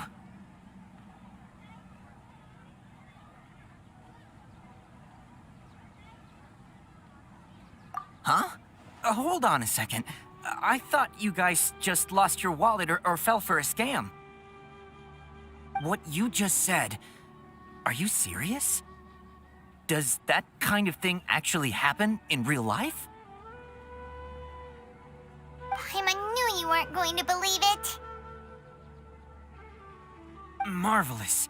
Truly marvelous. I believe you. Recall the interpretation of your divination, the moon, illusions, and lies. It really felt like an omen. When you say it like that, the divination does sound like it's related to what's going on. Can you read any more into it? I believe that the Archon's revelations are never more than vague hints. Anything more specific is beyond the reach of mere mortals. The book only says, if you trust your instincts and overcome your fears, the sun will surely rise. So that's how it is. Looks like fortune-telling is just fortune-telling. It's no good for practical problems. We haven't made any progress. Who else can we talk to? Paimon remembers that we tried talking to her a couple of times, but she always thinks we're playing pranks on her. You think she'll brush us off again?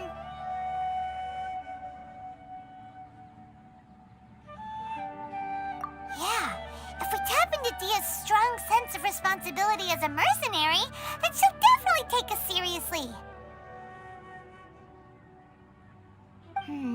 At this time of day, Dia's probably just finished beating up those kidnappers.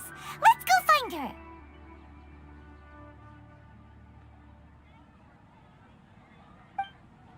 This new shipment of ridiculously designed.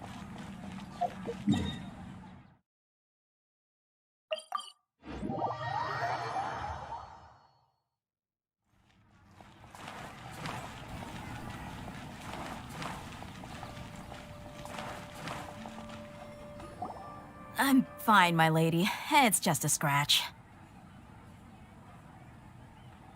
Perfect timing. Both of you are here. Paimon, Traveler, you came at just the right time. Listen, there was a dangerous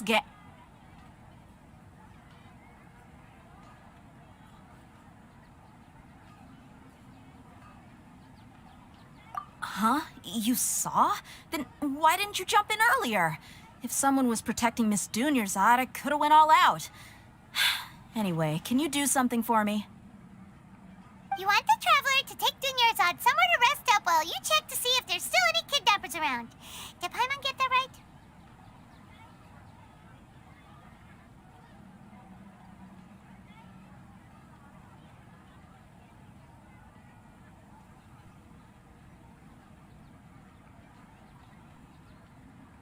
How did you know what I was going to say? We need to say something convincing.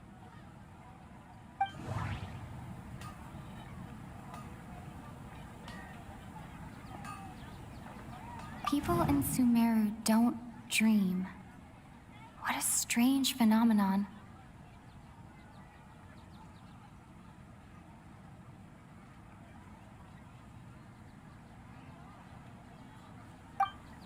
Dia sold her greatsword to raise additional funds. And then she was injured because the moon, illusions, and lies. What do they all mean? My mind feels exhausted, even... People in Sumeru don't... Dia sold her greatsword. Dia sold her greatsword. That doesn't sound right. People in Sumeru don't... Dia sold her greatsword. Tell her, Traveler!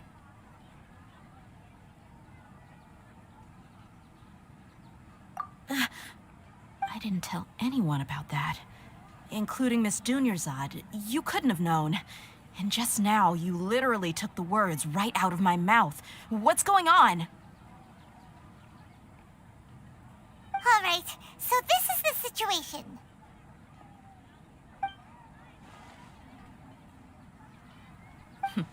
It's kinda hard to believe what you just told me. First, let me make something clear. Most of us desert dwellers might not be the scholarly type, but we do have basic common sense. She's quieter than usual, uninterested in anything, and really gloomy.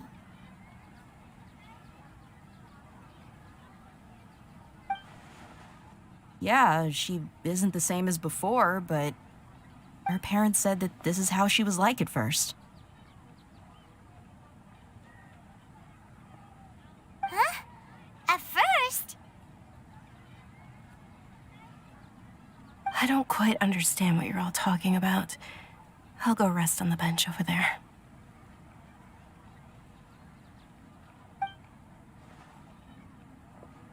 My lady, are you angry? All right, I'll give you the benefit of the doubt since you knew about my greatsword. Let's make this a quick trip. Miss Dunyarzad isn't completely safe here.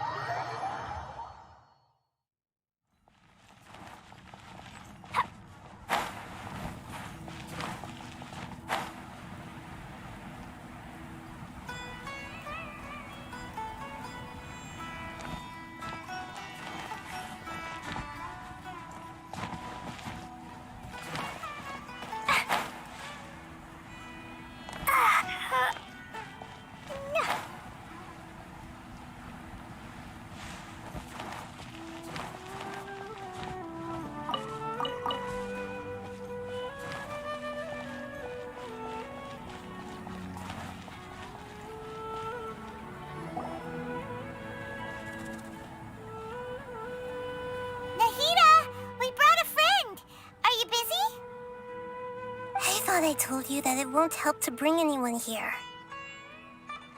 We just wanted her to see the real Dunyarzad's condition.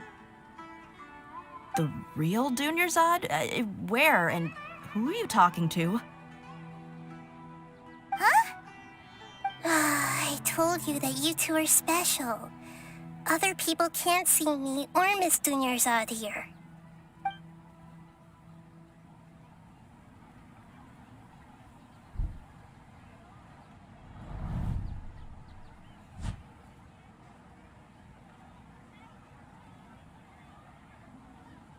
Hold on.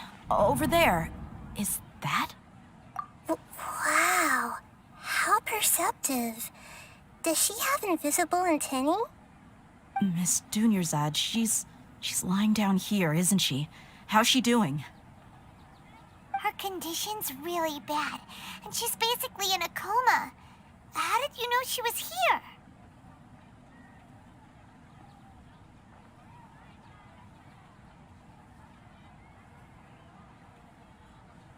I can sense her aura.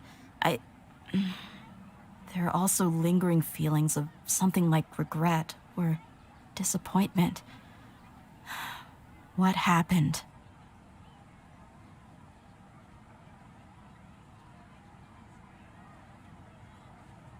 Do you believe us now? The Sub-Zero's festival has been repeating itself.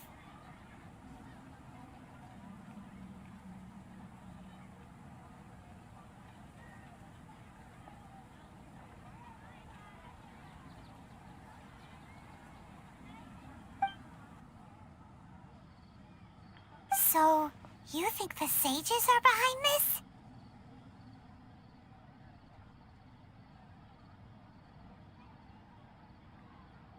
Yeah, they've always been against us. Wouldn't surprise me if they're using the Akasha to intentionally repeat the Sub-Zero's festival as a sick joke.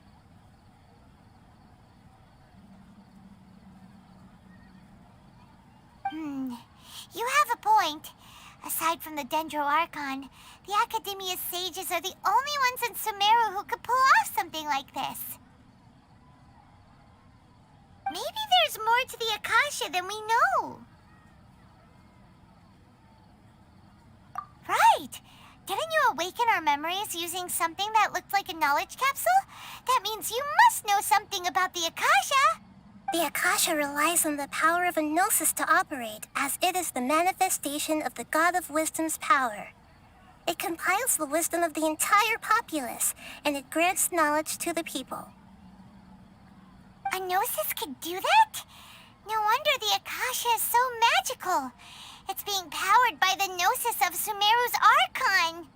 So, this Nahida you mentioned, what did she say? She said, and Paimon quotes, "The Akasha relies on the power of a gnosis to operate, as it is the manifestation of the God of Wisdom's power. It compiles the wisdom of the entire populace and it grants knowledge to the people." Compiles the wisdom of the entire populace and grants knowledge to the people. Wait. I get the grants knowledge part. That's what people have always used the Akasha for. But compiling the entire populace's wisdom? How does that work? Did she mean that the sages enter new knowledge into the Akasha? Oh, yeah. That sounds about right. What do you think?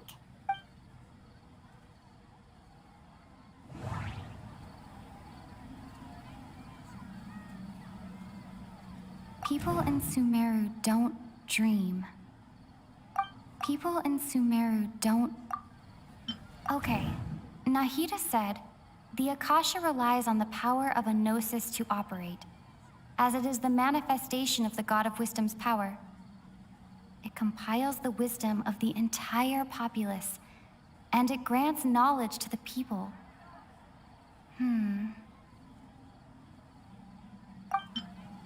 My mind feels exhausted, even though I haven't done too much thinking. What is going on? What's happening right now seems to have happened before. This feeling has been getting stronger and stronger.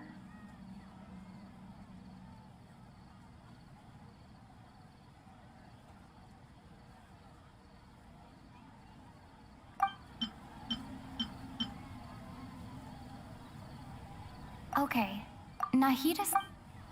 People in Sumeru...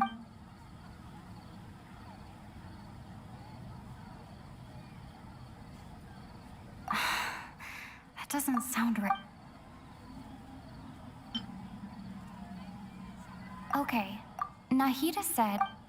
That doesn't sound...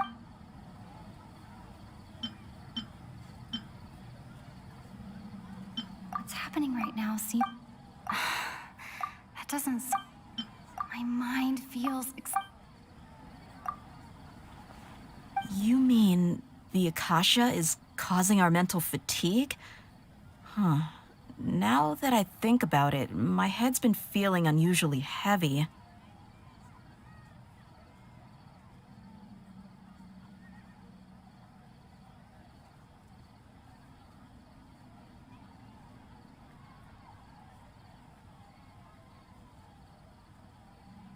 When the desert dwellers set off on their quest for knowledge, a sage once said, knowledge always comes at a price.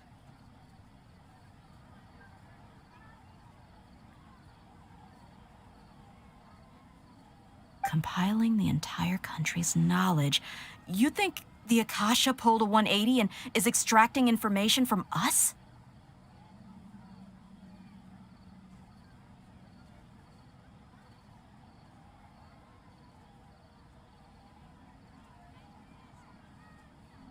Who knows? The Akasha can put knowledge into our heads, so who's to say that it can't also poke around in there? We don't know any specifics.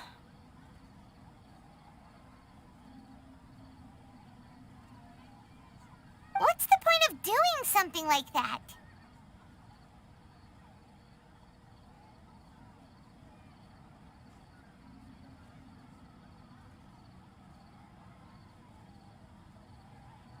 Just think about it. If you could combine the knowledge of every single person in Sumeru, then you can basically turn Sumeru City into a single massive brain.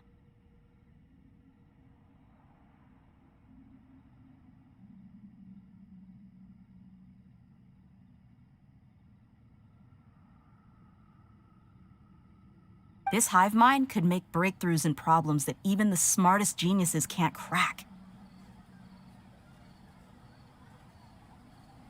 An excellent deduction. And the analogy comparing Sumeru City to a massive brain? I love it.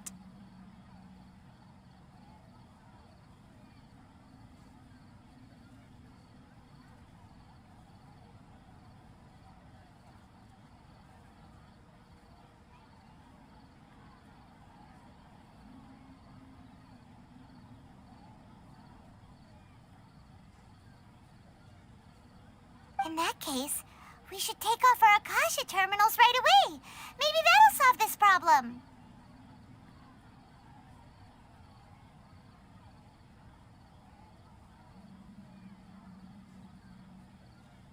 Yeah, I was only wearing this for show in the first place. Didn't expect the sages to cook up such a conspiracy. Mark my words, when this is over, I'm getting evidence and exposing this whole thing to the public.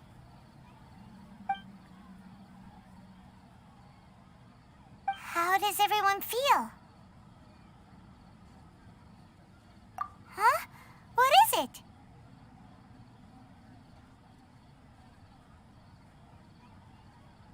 Oh, that! Paimon knows what you're talking about. It's a single soft beep that sounds like it's coming from the Akasha terminal.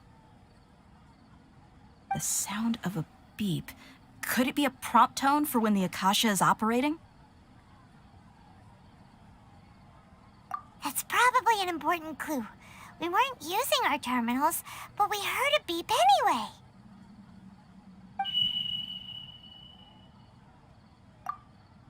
Traveler, did you hear that? I heard it too. Our ears aren't messing with us. There was definitely a beep, but it sounded like it was coming from inside my head. We took off our Akasha terminals.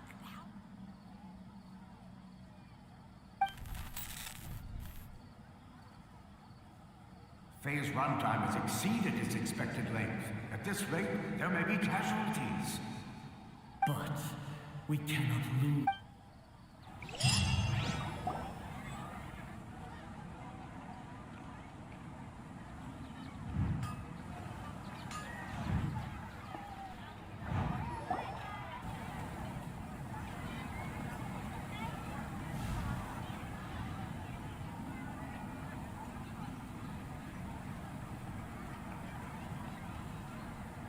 Paimon remembers everything!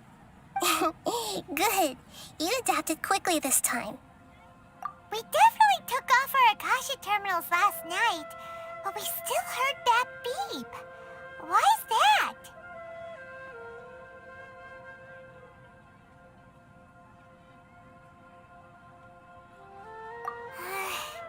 But now we can at least confirm one thing. The Akasha definitely has something to do with whatever's trapping us in this cycle. Oh, Paimon doesn't get it. Why would the Akasha go this far if all it wants is everybody's wisdom? It's extremely difficult for lab rats in an experiment to understand why they're being treated the way they are. If we're lab rats, then what are you? Nahida, you've never told us anything about yourself. I guess I'm the moon.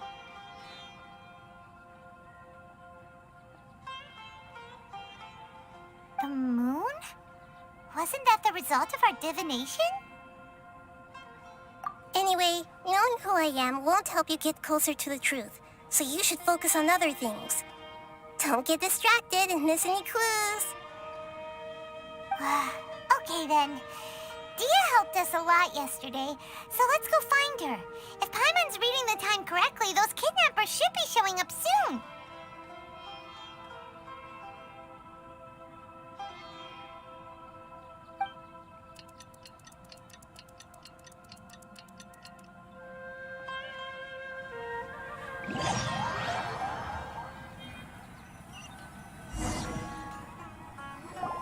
Ah, there you are.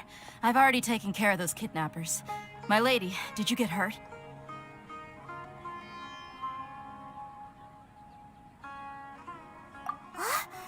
Dia?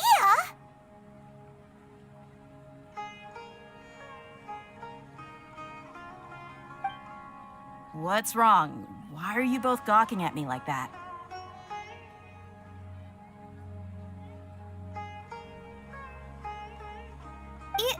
You didn't get hurt this time. Huh? What do you mean this time? Why are you so surprised that I managed to get out unscathed? Those kids were amateurs.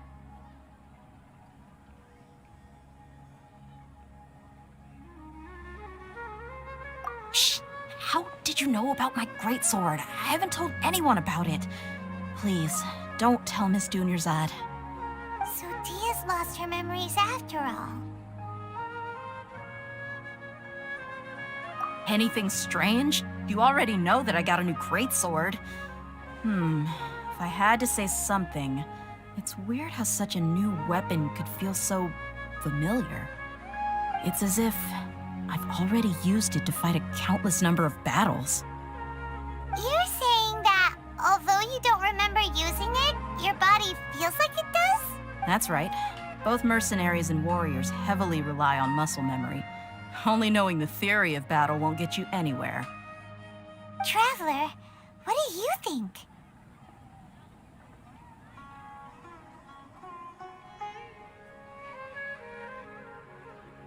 Yeah, Paimon's feeling really hopeful. Oh, you're right! Earlier in the Samsara, something like this would have never happened. I have no clue what you two are talking about, but it's still dangerous here, so...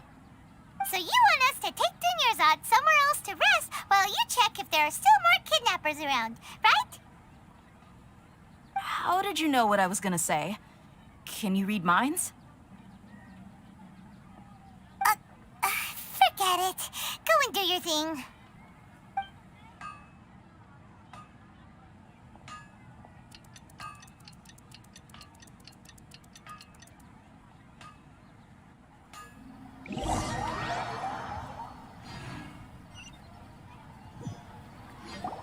Whew. It's finally nighttime. Aside from Dia not getting injured, everything seems to have stayed the same.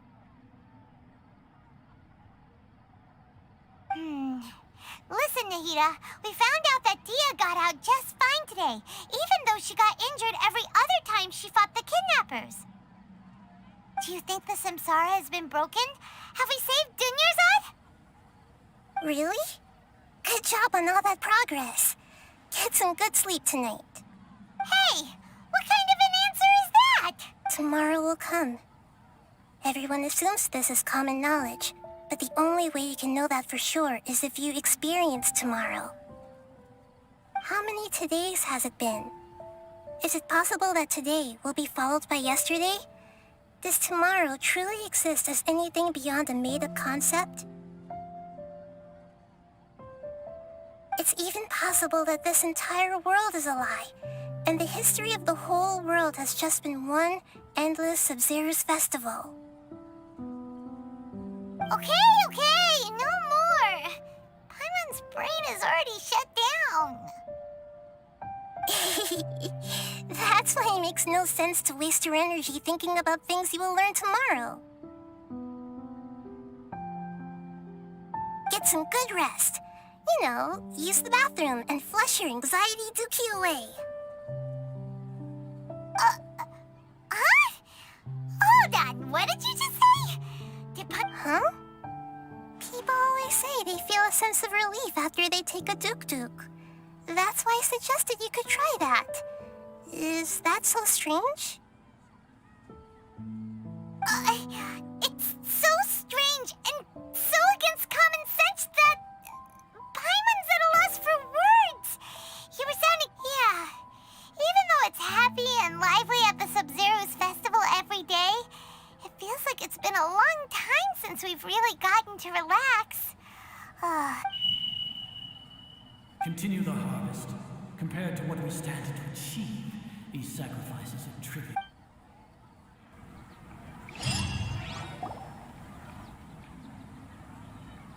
We're still in the same day. Nahida, you already knew last night that we didn't break out of the Samsara? Why did you tell us? Would there have been a point? You would have spent the night with new worries, with tomorrow still out of reach. In that case, you might as well rest within that brief moment of hope. An opportunity like that doesn't come by often, and I thought it might help you clear your minds. Paimon thought that Duke did that! Whatever. Guess you were looking out for us after all. Of course. In the time we've been together, you two have been everything to me. Paimon's flattered and everything, but maybe you're taking things a little fast. What I mean is, even though I had asked you to solve this puzzle, you two are still the only ones who can see me and sense my presence. In other words, if you weren't here, I may as well not exist. That's why you two have been everything to me. Get it?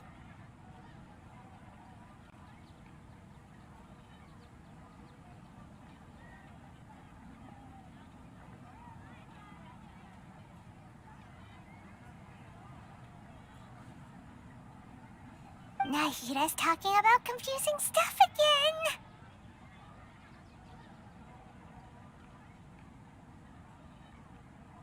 Anyway, that's enough chit-chat. So, Traveler, did the new clues yesterday help you gain a new understanding of the situation?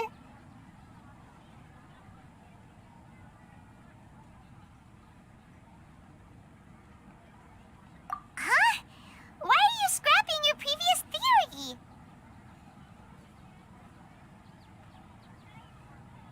Oh, yeah! You're right! Gosh, how did we not notice that? In a simple time loop, people's physical conditions should also reset. So, what's your new hypothesis?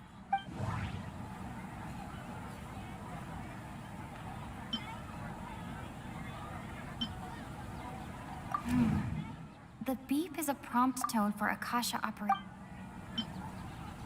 Okay, Nahida said, the Akasha relies on the power of a gnosis to operate, as it is the manifestation of... We've already experienced the Sub-Zero's festival many times. Mercenaries rely heavily on muscle memory. The moon, illusions, and lies. The beep is a prompt to... That doesn't sound right.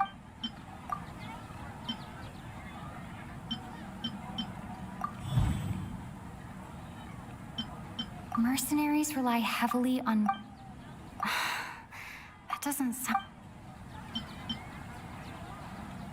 If all our memories of a day are erased at the end of that day... Oh! Then the beep we hear every night could just be indicating the deletion of our memories! That's why when we wake up, everyone thinks the Sub-Zero's festival hasn't happened yet. It's already the next day, but everyone still thinks it's the day before. But muscle memory can't be erased. That's why Dia has been getting better at using her greatsword. Now everything... A brilliant deduction. Nahida, tell us if we're right or wrong. To put it simply, it's as if you've mistaken a pyro crystal fly for a firefly in the night. You lost sight of its true nature because you focused too much on your perception that it glows.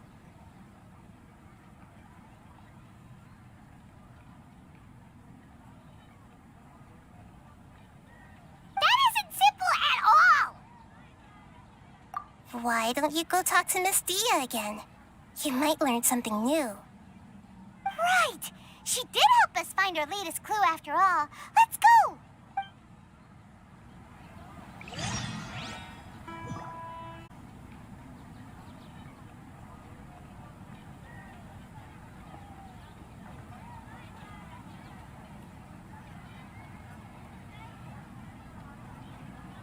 Collei was a brave girl today. I found a really weird-looking lizard. Want me to show it to you?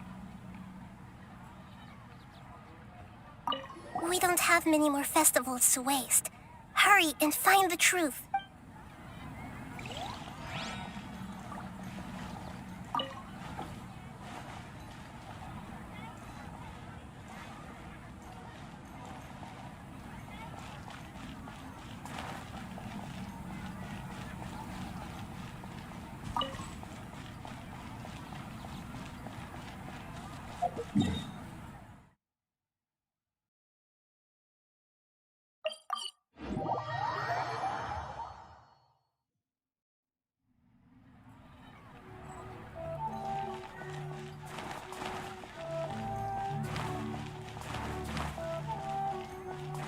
La la la.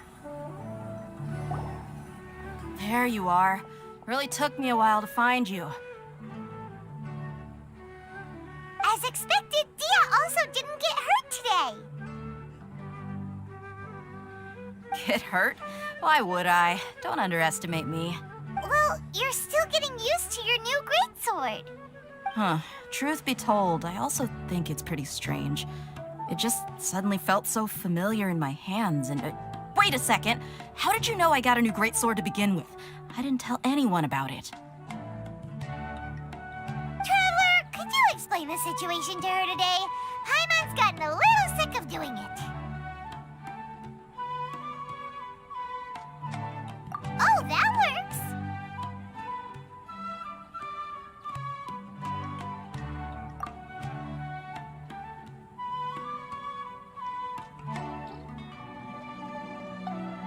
What happened to you guys while I was gone?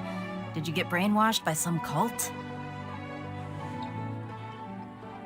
Don't think too hard about it. Just take what we're saying at face value.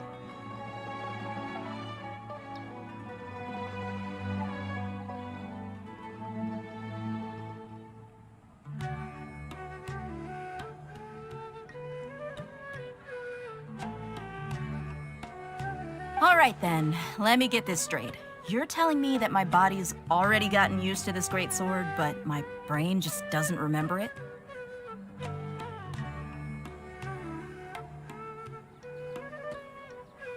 Yes, your memory's being erased every day. Then I'd have to disagree. That's impossible. Oh? Why do you think that? If we've actually been reliving the Sub-Zero's festival day after day, then what happened to the things we used, the money we spent, the food we ate? Common sense says my wallet should have emptied itself a long time ago. There's no way I wouldn't have noticed that.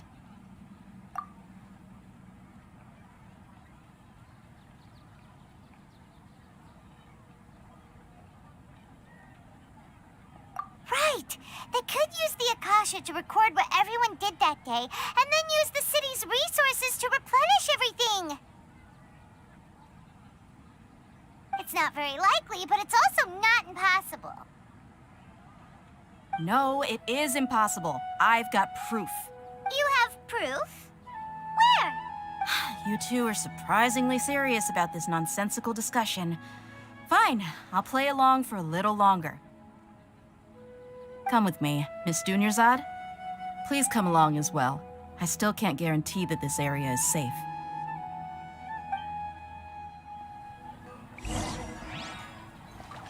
Paimon can't believe it's deep.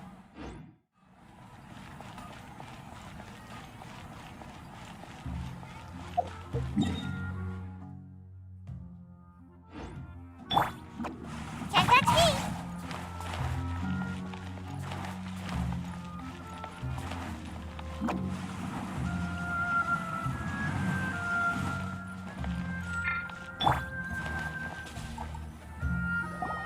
This is it. Huh? This is a wooden training dummy. What about it? See those marks on the dummy? Those are the result of several days' worth of practice. Let's say the sages didn't replace it every day. Shouldn't it be hacked to pieces by now? That's true, but what if they did? Then the sages would have had to reproduce every mark I left during previous training sessions. I'm a professional fighter. My martial school has always emphasized the importance of refined control. The force, angle, and entry point of each strike is calculated and deliberate. That's why I remember every mark on the dummy, as well as my state of mind as I made each strike. It's just as they say, each swordsman has their own unique style, and even the same swordsman can't make the same cut twice. It would be impossible to copy these marks. Is it really impossible? What if they use some fancy machine to carve every single mark? People often say that a camera's photo can never replace an artist's painting because the former has no spirit to it. The same thing applies here. At a mere glance, I can differentiate carved marks from the results of combat training.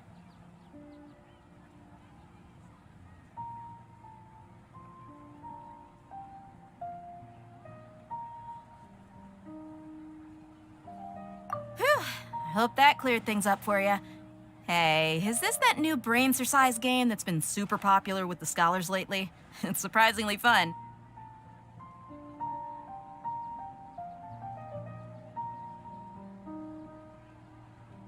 Anyway, it's getting late. I should escort Miss Dunyarzad to Nilu's stage. See you later.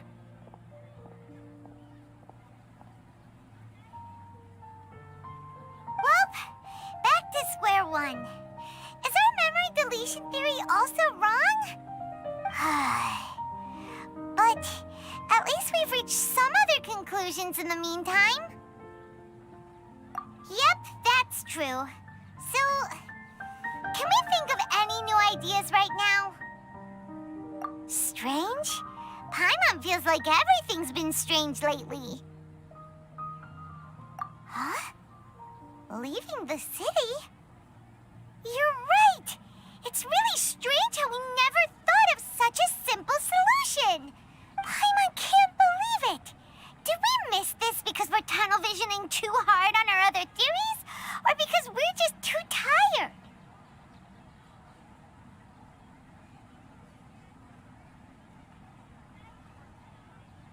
How about we go back and ask Nahida? Maybe we've forgotten something about leaving the city.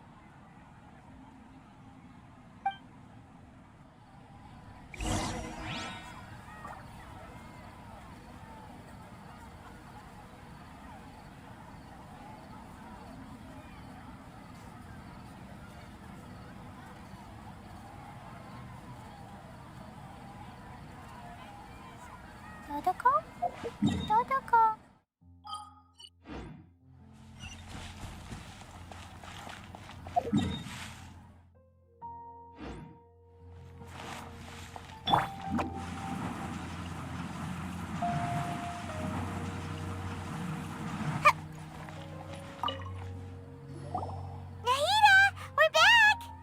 early today. Did you find something new? Sort of. We're mostly sure now that we're not in a time loop. And we also aren't in the real world. But at the same time, we have a new question. Leaving the city. As far as I remember, you've mentioned your plans to do that twice before. We did? But we don't remember anything. What happened after we talked about those plans? What did we say when we got back? Let me think. I don't think you ever actually told me what the outcome was. Oh, it's probably more accurate to say that both times you never came back the whole night. But you two sometimes stay out the entire night anyway, so at the time, I didn't think too much about it. It is true that sometimes we lose track of time during our investigations. Before we know it, it'll already be the next day. But still, neither of us remember anything about leaving town. Really? That's kinda strange. In theory, I should have already awakened all your memories. Yep, something here's definitely fishy. Let's get to the bottom of this tomorrow.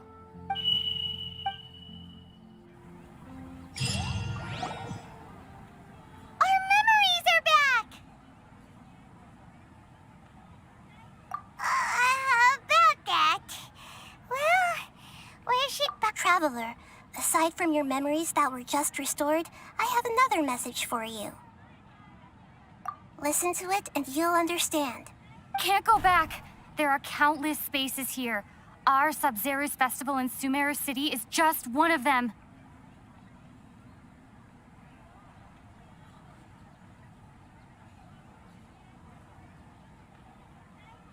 Traveler, you should be missing 2 days' worth of memories. Paimon will fill you in.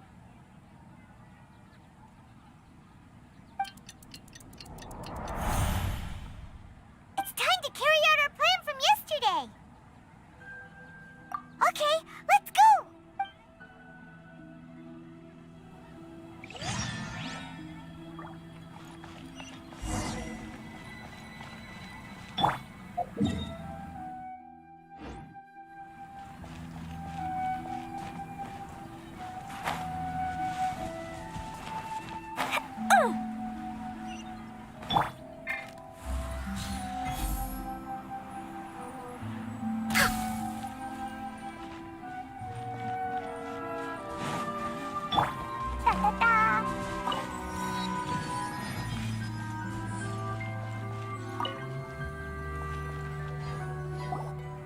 Why can't we leave the city?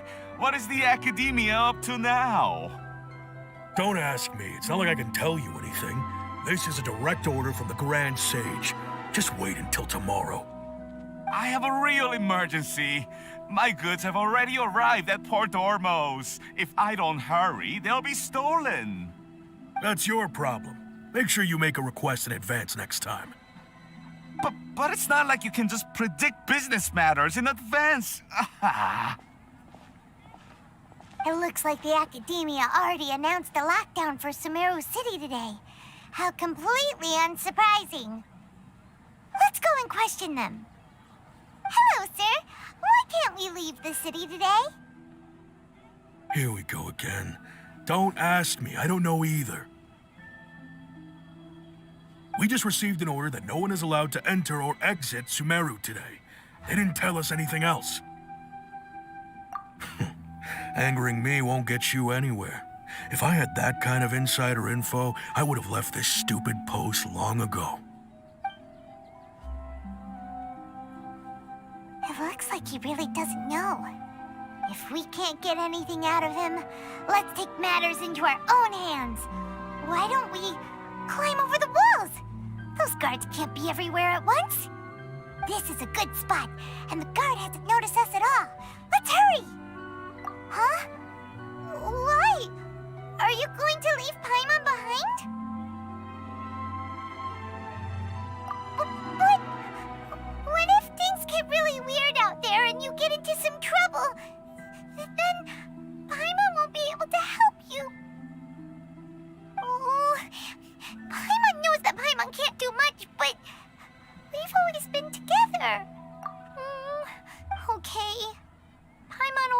you.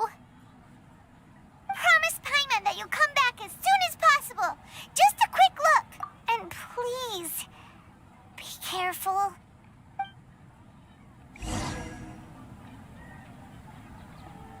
Memories!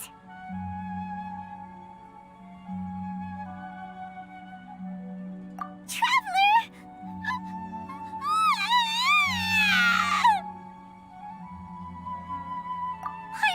Paimon would never see you again!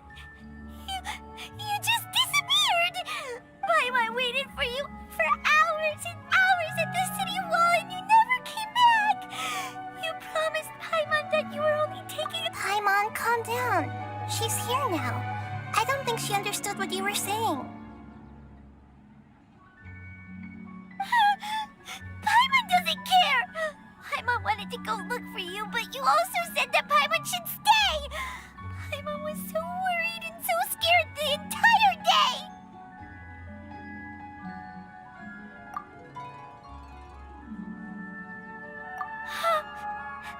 Okay. Paimon will forgive you. The most important thing is that you didn't actually disappear. Oh, Paimon was so scared that you had gone into another world. Okay, Paimon, can you tell us your perspective of what really happened yesterday?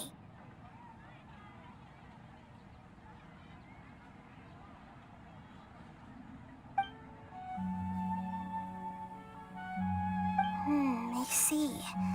Using two people's different perspectives. After that, you left the city. Paimon kept her eyes on you the whole time, but then you disappeared in an instant.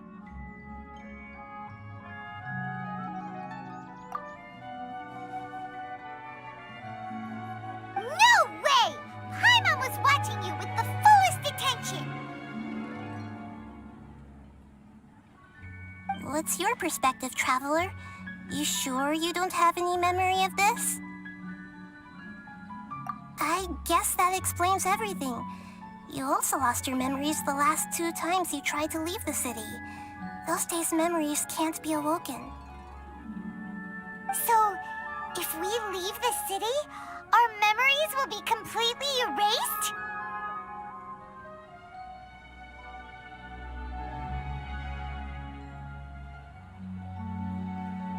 It really sounds like something big outside of the city is being hidden on purpose. But this way, we'll also never discover what's outside.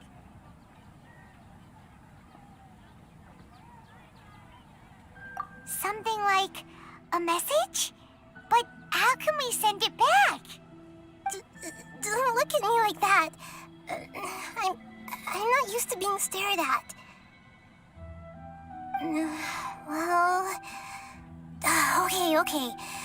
You want something that can pass on messages, right? Give me some time and take care of Dunyarzad for me. Yep, now we're talking.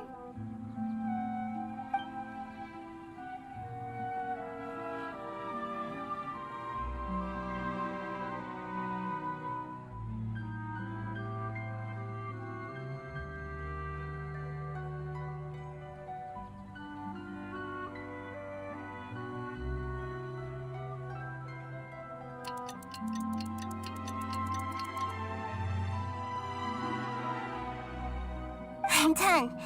Here you go.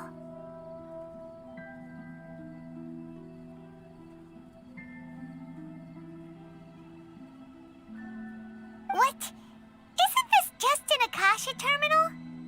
I made some little changes. Akasha terminals are already capable of sending messages. I just tweaked it so that it could connect to any node. To make something like this? Nahida, you really know the Akasha like the back of your hand. Anyway, we can use this now to record a message, right? Yep. I'll help you save the messages. It should be pretty easy to use. I just can't guarantee the user's status and signal coverage when they're outside the city. We'll never know until we try. At least we're taking the initiative now.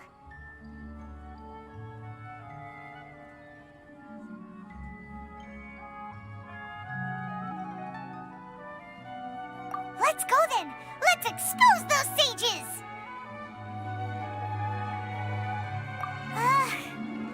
Alright.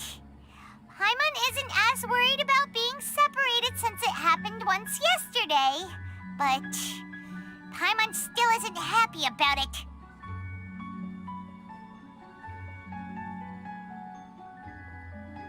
Okay, see you tomorrow, Traveler!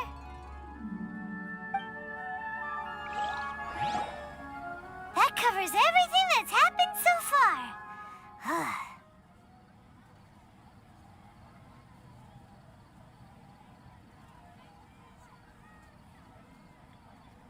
Yes, although the signal was choppy and had some interference, we still managed to receive 2 messages from you when you were outside.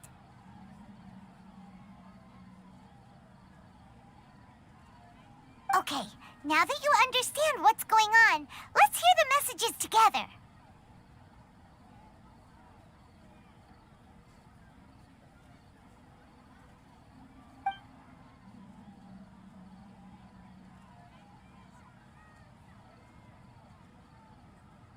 Can't go back. There are countless spaces here. Our Sub-Zero's festival in Sumeru City is just one of them.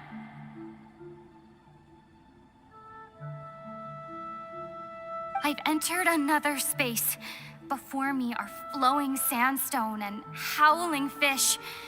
Impossible and surreal sights. All these spaces are empty, except for the occasional ones that contain mute puppets rather than people. I can't sense any human presence.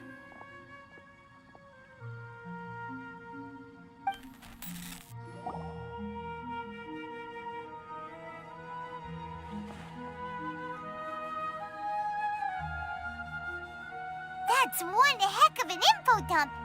It sounds like you left the Sumeru City space when you set foot outside of the walls. But everything looked completely normal when Paimon was looking out from the inside. That's unbelievable. And if we take your word for it, the other spaces all had very weird contents.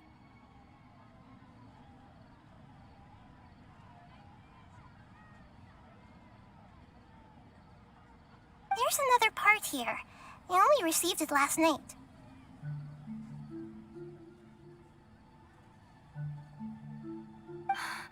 These spaces have been disappearing, one after the other, absorbed by something like a sun in the sky.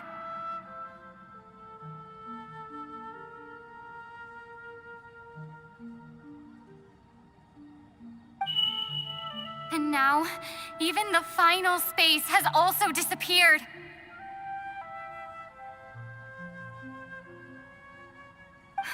Behind me, a lot of spaces just appeared again from thin air. I get it now. Those spaces are actually...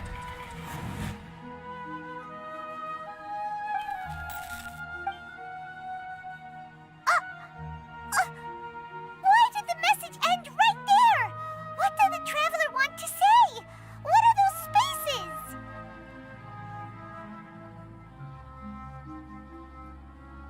Probably because yesterday just happened to end at that moment. Oh, right. Paimon did hear a beep from the Akasha. Did it come from here or from the message? The message. It should have come from the Traveler's Akasha terminal. After the beep, Traveler said even the final space has also disappeared.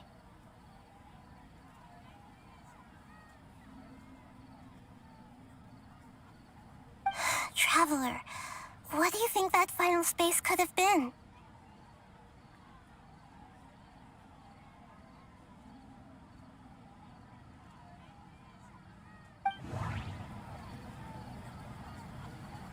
All the bizarre spaces I saw outside the city had one thing in common: a lack of human presence.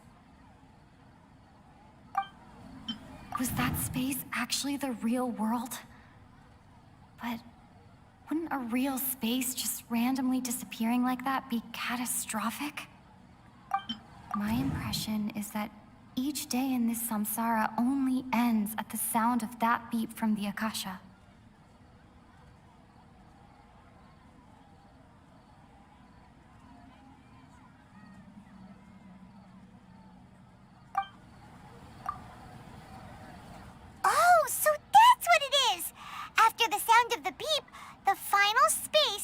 Sub-Zero's festival also disappears, and we're taken to the next day.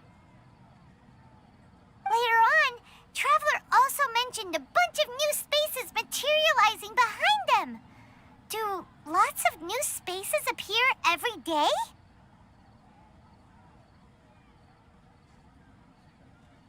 Paimon's head is spinning. Just what are these spaces anyhow? Well, consider this. For all the horrors of the Archon War, at its heart, it was just a game where a bunch of gods fought over 7 seats.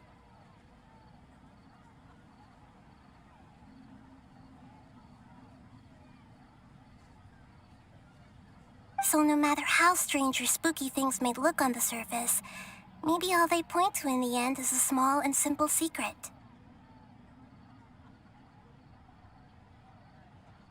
Wow, the Archon War, huh? That's an analogy and a half.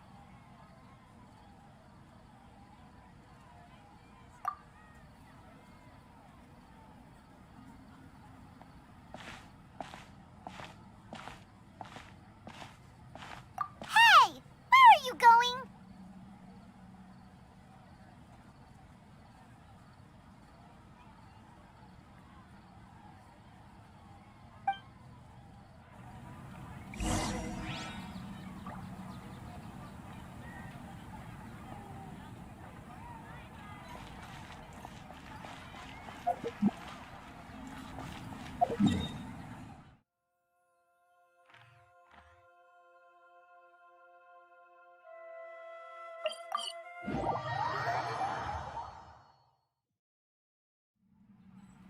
Do you want some alone time to think?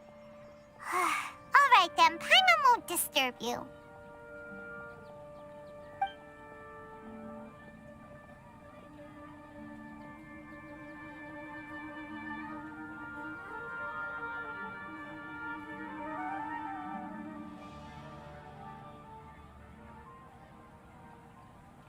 The dance of Sub-Zeros is about to begin.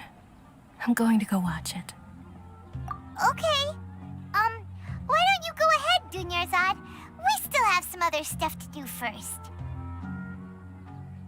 Okay then. See you later. Have you figured it out yet, Traveler? Time is ticking away. Awesome! What is it? Paimon wants to know. Oh, wait, no. Let's meet up with Nahida first. You can tell us both together. This time, we're gonna get to the truth.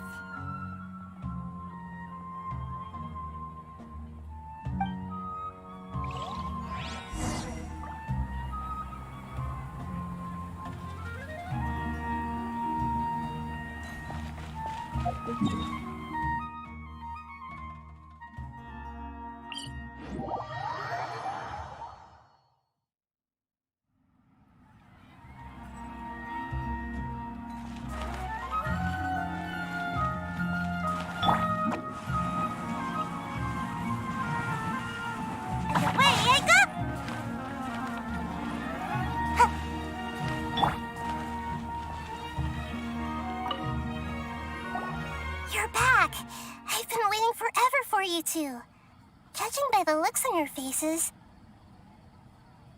are you ready to take your Sub-Zero's exam and graduate from the festival?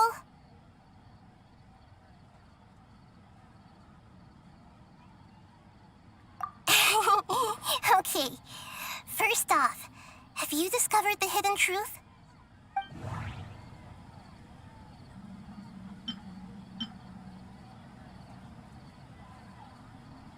All the bizarre spaces I saw outside the city had one thing in common. People in Sumeru don't dream. What a strange phenomenon.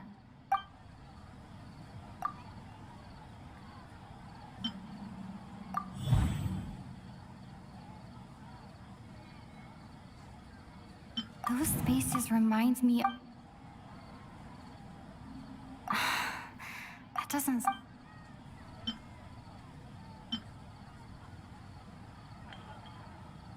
People in Sumeru don't...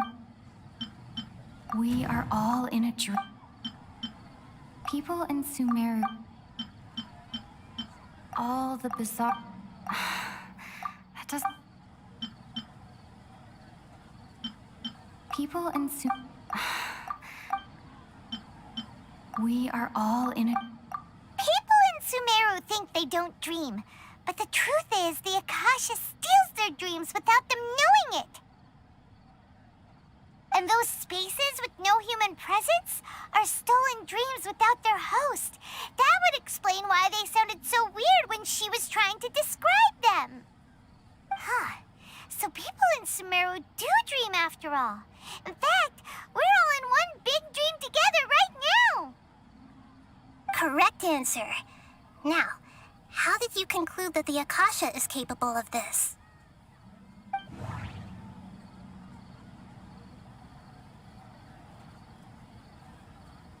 The Akasha relies on the power of a gnosis to operate. It is the manifestation of the God of Wisdom's power. Oh, okay. Those dream-controlling creatures in the forest also get their power from the Dendro Archon, right? That would explain why the Akasha has the ability to control people's dreams, too.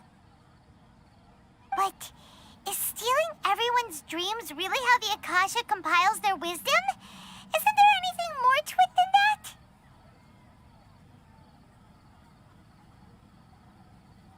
Dreams are fantastical, complex, and full of imagination. People's brains are the most active when they're dreaming.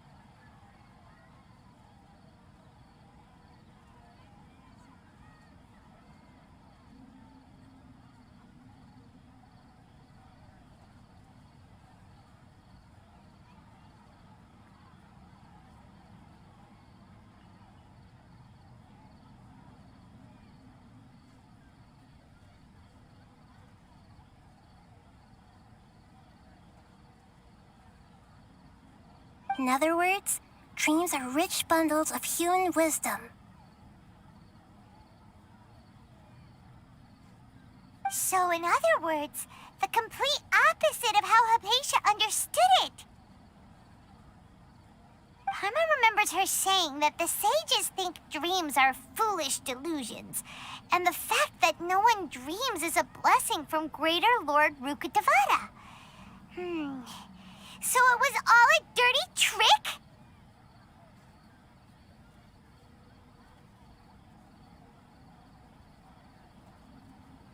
The real story is that the sages from the academia are using the Akasha to steal people's dreams for their own use, huh?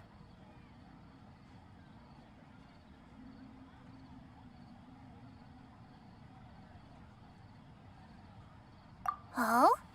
By the sounds of it, you understand the current situation pretty well. So then, what about the samsara?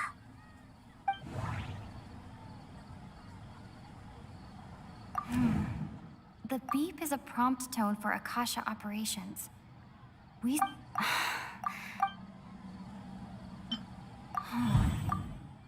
Those spaces kept disappearing before my eyes. Grand Sage said, go celebrate the birth of that god to your heart's content. Those dreamscapes kept...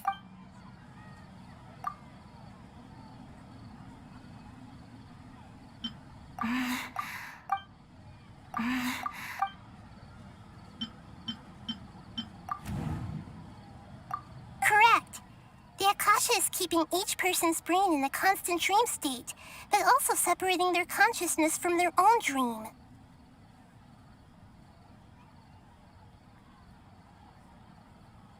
Their disembodied consciousness is placed inside the collective dream of the Sabzeruz festival along with everyone else's, while their now vacant dreams are harvested by the Akasha. No one is any the wiser as another day passes in the dream, and so begins another samsara cycle. People wake up to yet another dream about the Sabzeruz festival. The dreams that belong to them are once again harvested by the Akasha. And so this is like a dream factory, and the Akasha is a dream harvesting machine. Did Paimon get that analogy right? Very good, Paimon. Using analogies well is an excellent habit to get into.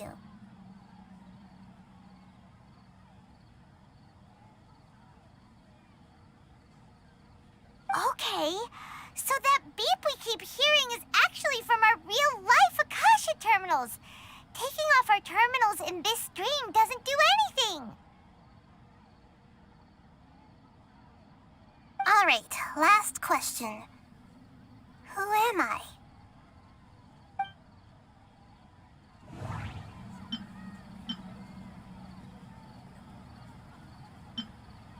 Now that I think about it, wasn't illusions a hint that... That doesn't sound right. Now that I think about it, that doesn't... They say that alchemical divination is the Dendro Archon's divine revelation. So you noticed.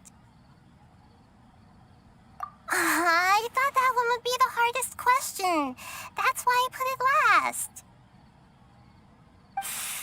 That wasn't hard at all. Even Paimon guessed that. Everything about you is different.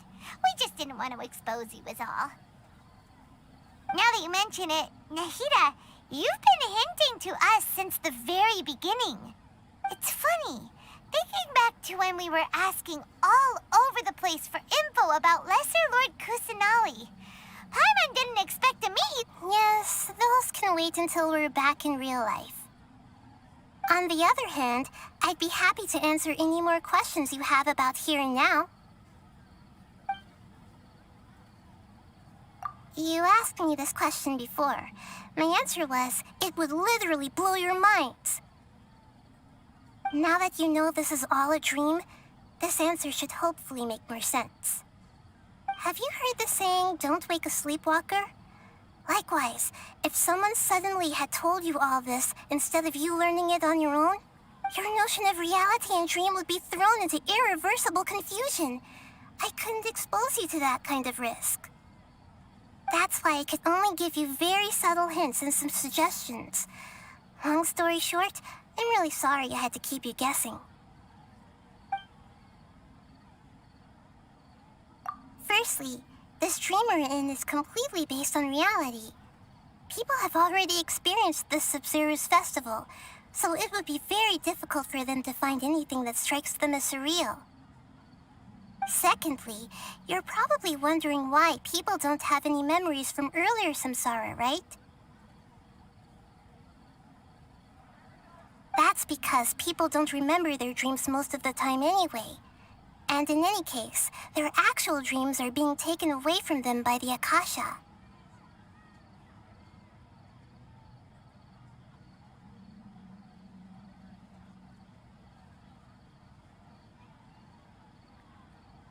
So whenever they wake up in this dream of the Sub-Zero's festival, they don't remember anything from their previous identical dream. That reminds Paimon. Traveler had a dream when we were in the Avidia forest, but couldn't see what it was about after waking up. Is that an example of what you mean? Yes. Only after receiving the blessing of Dendro can a person gain the Dendro element's dream-enhancing power. That explains the feelings of déjà vu. Meanwhile, everyone else has no idea that they are in the Sub-Zero's festival samsara, while their dreams are stolen from them over and over again.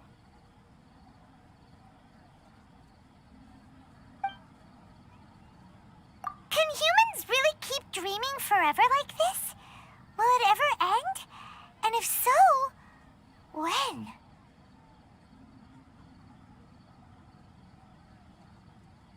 You might say your mental fatigue has already answered this question.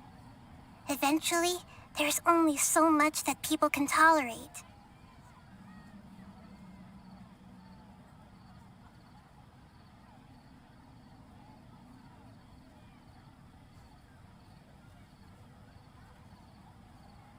Especially those whose health is compromised to begin with, like Dunyarzad. This relentless exploitation takes an even harder toll on them.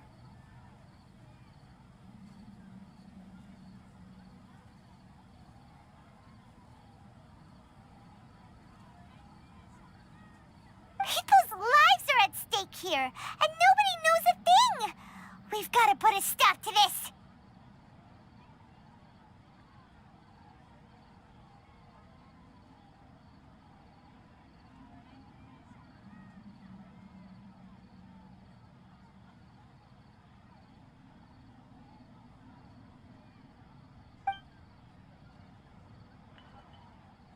I know, right? Why did they have to base this dream on my birthday? Could it really just be a coincidence?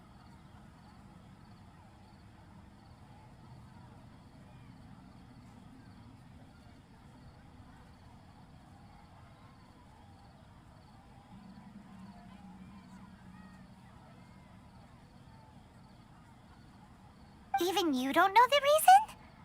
Wow, now that's strange.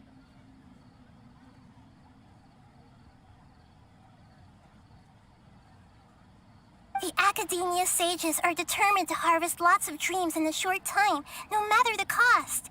They have to be up to no good. Unfortunately, I don't know anything about it.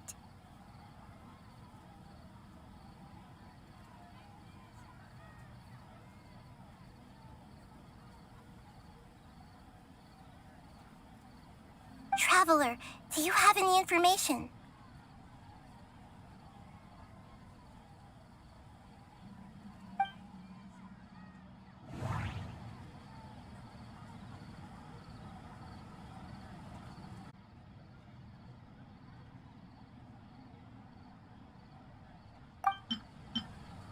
Grand Sage said, go celebrate the birth of that god to your heart's content.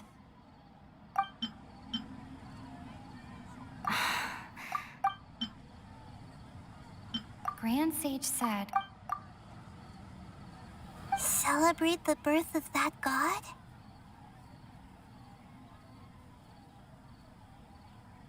Could it mean...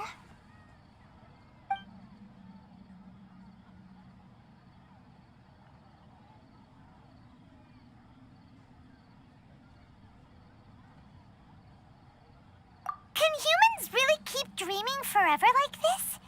Well, you might say your mental fatigue has already answered this question. Eventually, there's only so much that people can tolerate.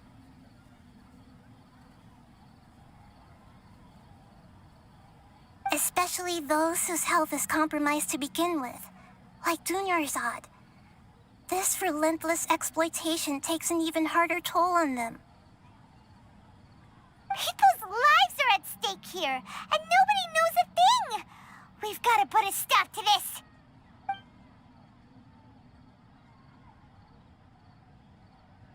I know, right? Why did they have to base this dream on my birthday? Could it really just be a coincidence? Even you don't know the reason? Wow, now that's strange. The Academia sages are determined to harvest lots of dreams in a short time, no matter the cost. They have to be up to no good. Unfortunately, I don't know anything about Traveler. Do you have any information?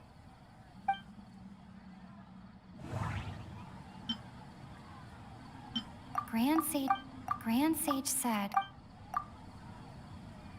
Celebrate the birth of... Could it mean?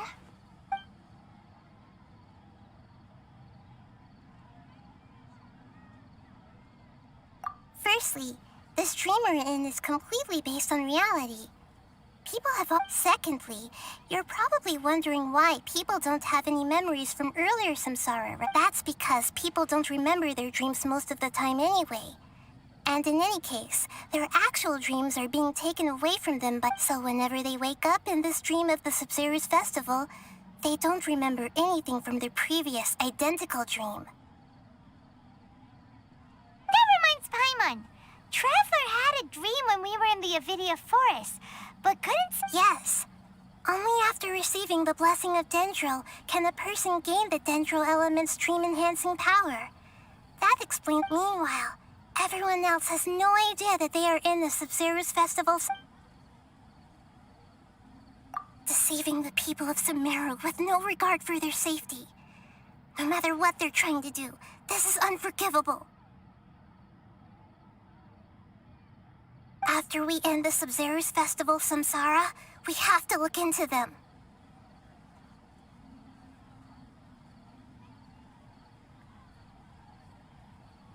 How can the sages of the Academia do this behind their Archon's back?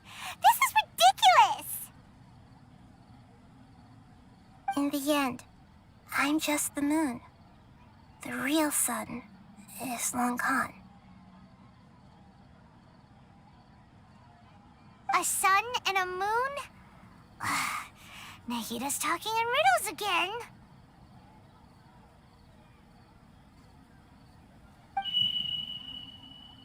Oh, we're out of time today. I'll tell you how to break free of the samsara tomorrow. See you then.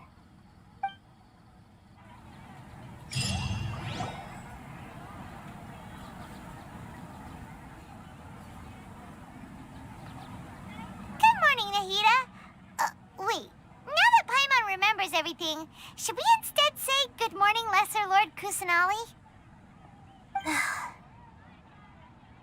Hey, what's wrong, Nahida? You don't look too good. I'm afraid that what you're thinking right now is correct. Did Dunyarzad already disappear? No way. The real Dunyarzad's consciousness has indeed disappeared. It can no longer endure the constant dream harvesting.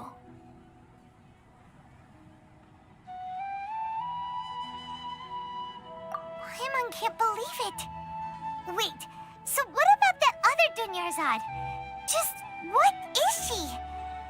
She's actually something like a puppet, but not completely. The real Dunyarzad's consciousness could no longer keep playing her role in this dream. So another Dunyarzad appeared to replace her in the dream. Just like the grass and the trees, that Dunyarzad is just a building block of the dream that helps to keep it going. But personality-wise, she's nothing like the real Dunyarzad. Puppets are stiff and can't copy a living person's vitality. After all, they're just speaking of which, the old Dunyarzad might not have been too different from a puppet. Dunyarzad truly believed that she met you within her consciousness, and it was you who inspired her. So you do remember her after all. Yes. Back then, her family was overly protective of her. No one cared about her personality or thoughts. It was as if she only lived to stall her Elazar. I just gave her a little wisdom so she could look at life in a new way. So that she could be her own person. But even so, she's still... far from it. I'm still a long way off from being a real Archon. I couldn't even save her. If I were a competent Archon, I wouldn't have let my most faithful follower die at the Sub-Zerus Festival with so many regrets. Please don't beat yourself up over it, Nahida. It's the sage's fault, and theirs alone. I'm not beating myself up. All I did was to rash... Don't be like that, Nahida. Even real Archons are still allowed to be sad. To prevent more tragedies like this, we must end the samsara as soon as possible. Great, but how do we do that? Although the Sub-Zerus Festival dream is under the Akasha's control, only humans can dream. Even the Akasha is unable to create them. That means this dream belongs to a host who created it.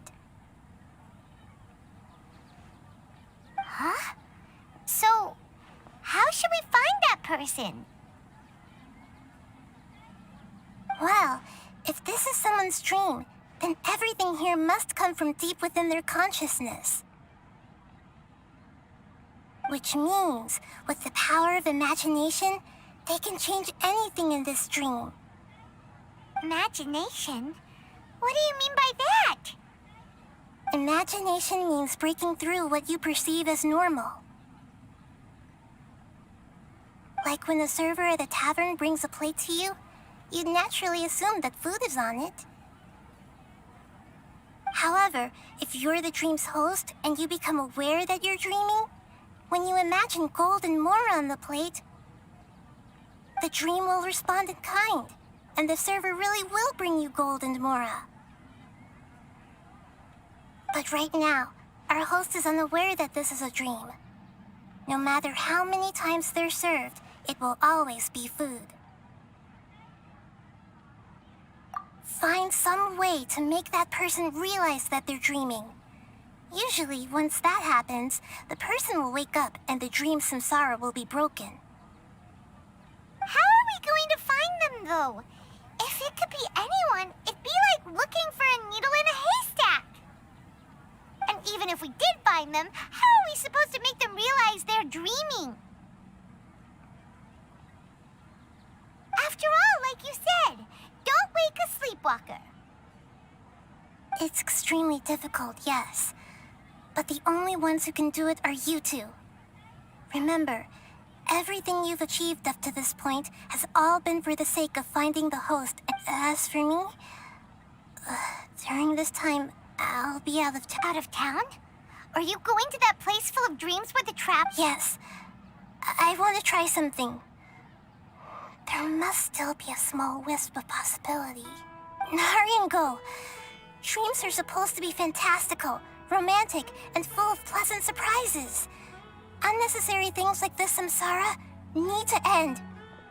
Paimon's still a little upset that we've come this far only for Dunyarzad. She was such a good person, with such a simple wish. But yeah, saving Dunyarzad is what kept us going this whole time. But we mustn't lose hope, Traveler. Dunyarzad would definitely want to see us save everyone else. So let's break the samsara for her sake. Paimon's wondering, do you think the sages would get one of their own to be the host of this dream? Feels like it would be easier to control it that way, no?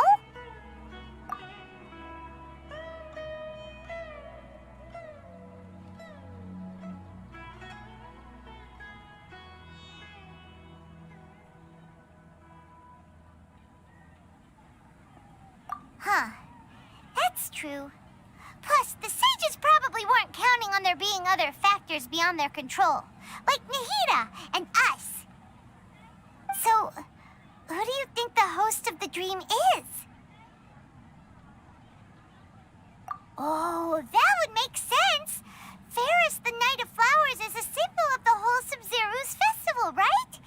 Pretty core character. Let's go ask him some questions, shall we?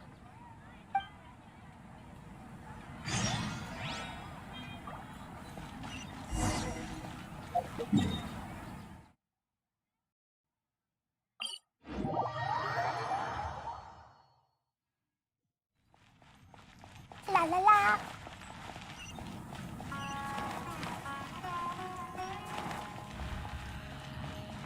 Da da da.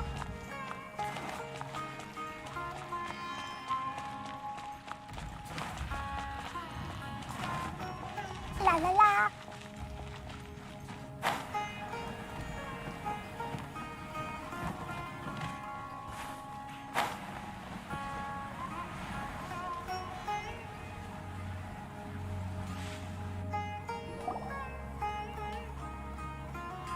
You're back. You left in a hurry last time. Is everything okay? Everything's fine, just, it's a little hard to explain.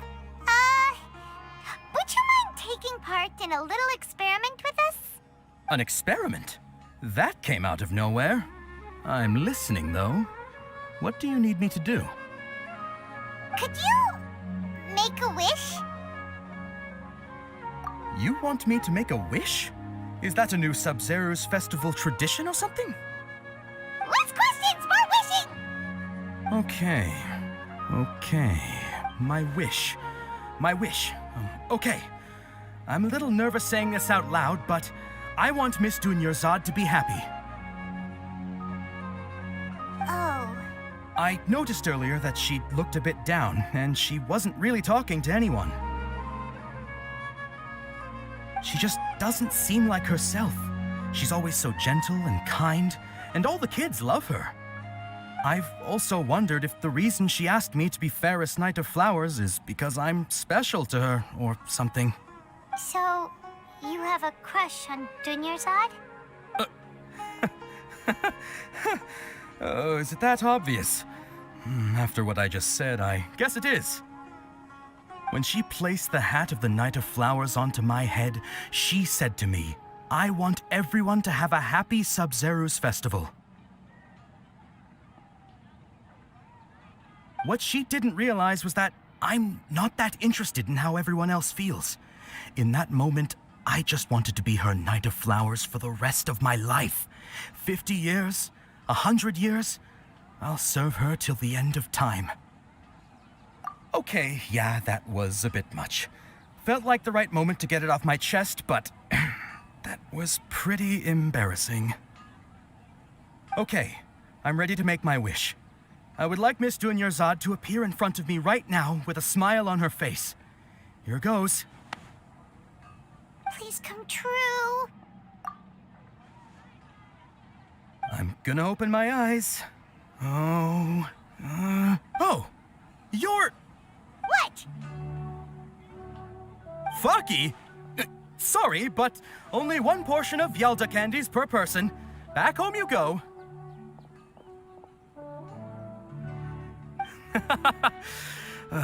Nice try, you two. Anyway, never mind. I don't need to see her appear right in front of me. As long as she's happy. Guess he isn't the host of this dream after all. Should have expected it wouldn't be this easy.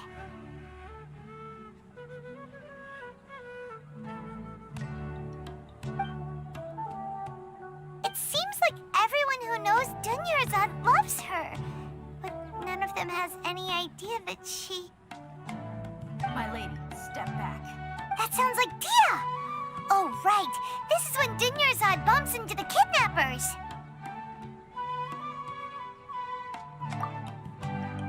Huh? But Dia can handle them. Hey, Traveler!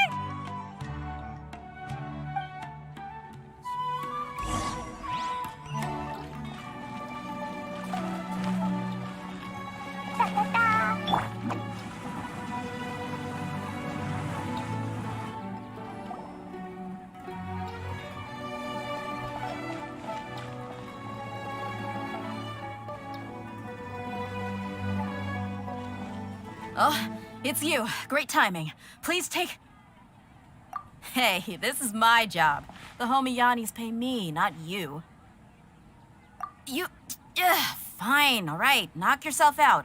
Why are you so worked up anyway? It's not like I don't trust your fighting skills. Anyway, watch yourself. So you got yourself some backup. Suit yourself. You're going down. That's close enough. A new punch. Think you can boop! Jumpy Dumpty go! Where do you think you're going? Need.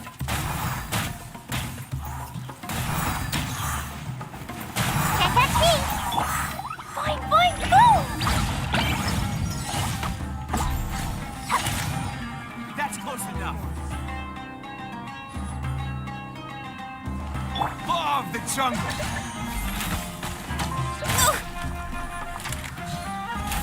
I'll be back. Take that! Scratch! Ha!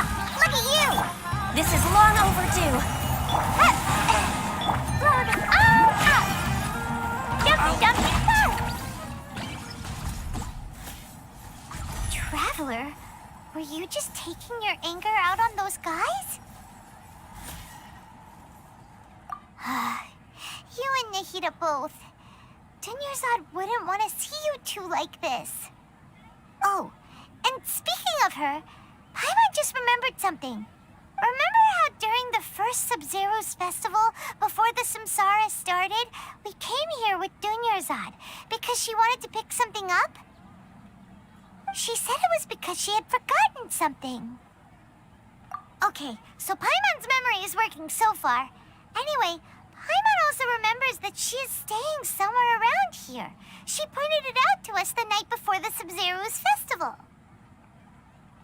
Yeah, even if it's only a tiny clue, it'll probably still help us more than this needle in a haystack search.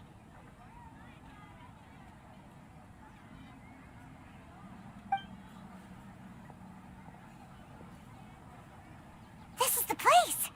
It's rude to enter other people's spaces without permission, but desperate times call for desperate measures. Hey, the windows are unlocked. Okay, Paimon's gonna take a peek inside.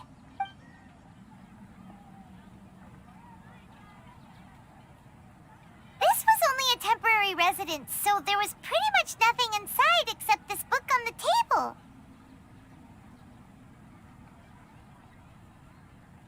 Should we open it?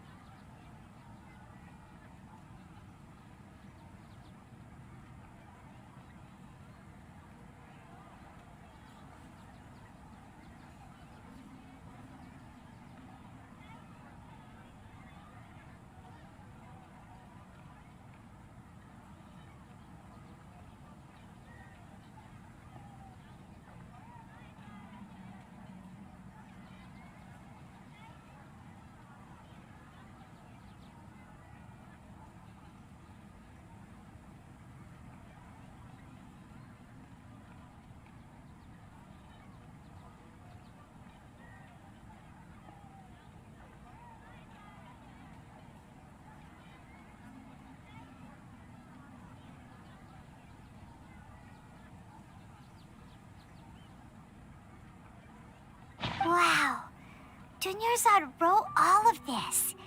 Sounds like she was always thinking of us even while we were away.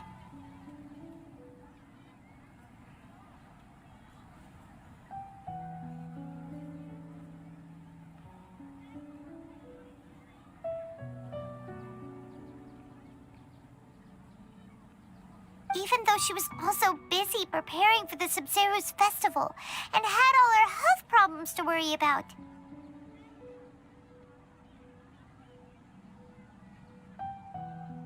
She must have wanted to give this to us as a gift on the day of the Sabzeruz festival, right?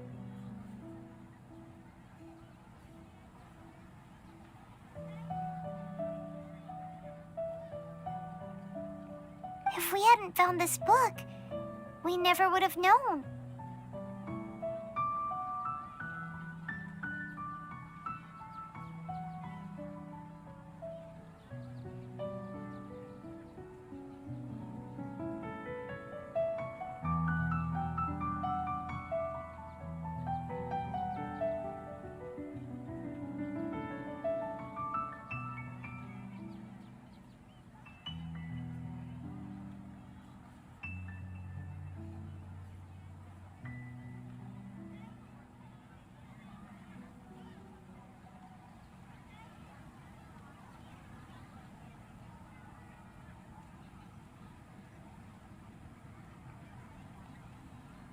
But now that we know, we can't even thank her.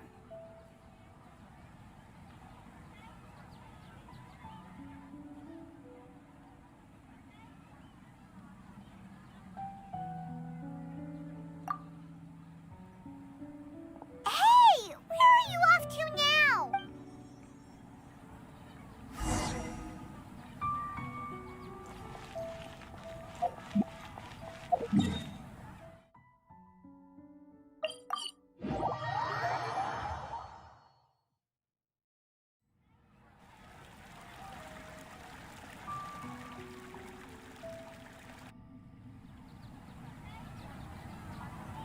It's Dunyarzad's puppet.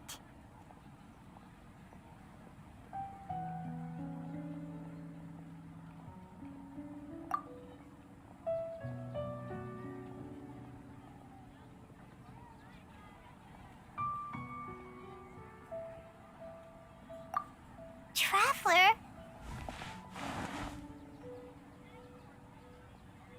You must be exhausted.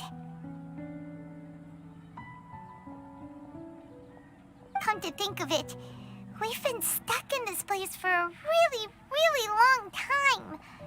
Heck, even the last time we were chatting happily with Dunyarzad feels like an eternity ago.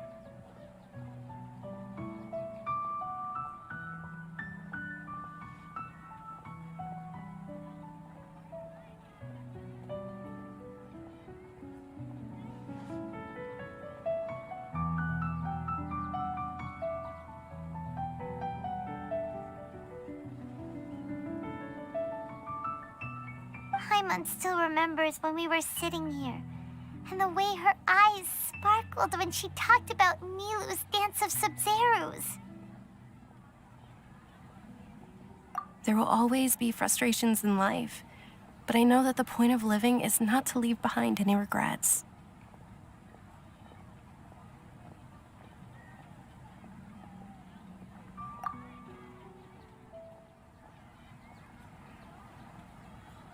That was what the real Dunyarzad said, wasn't it? Does that mean... Yes, Traveler. What is it? Oh, so she's still just a puppet.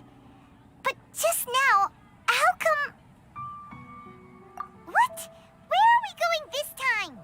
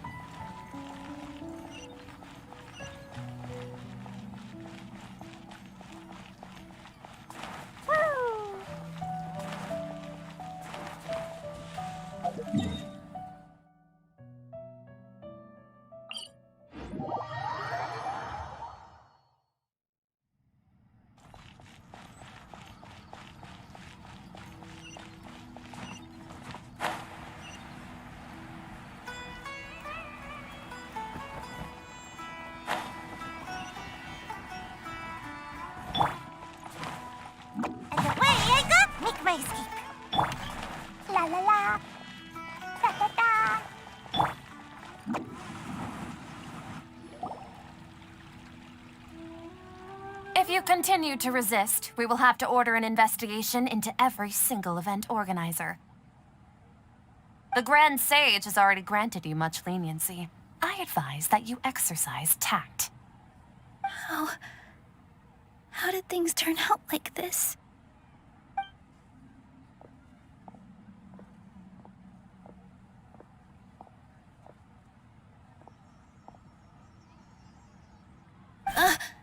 Traveler?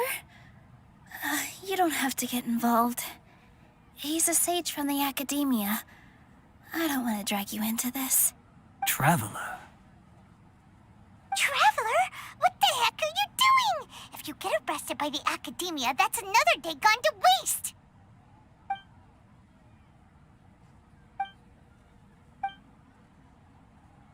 Wait, they're not reacting. Have they been scared stiff? Oh, of course! If this is the sage's plan, they wouldn't put themselves through this. So they're just substitutes. What is this? What happened to the Grand Sage and his entourage?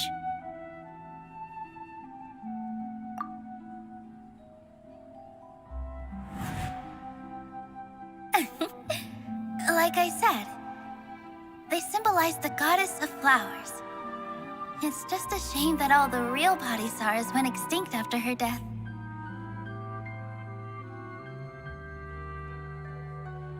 Yes. The Greater Lord brought forth new Padisaras in memory of the goddess of flowers. But she ultimately could never truly replicate that beautiful shade of purple.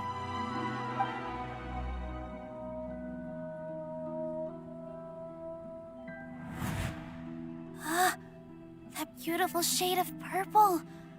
Aren't these flowers real Padisaras? Just like the ones from the legend?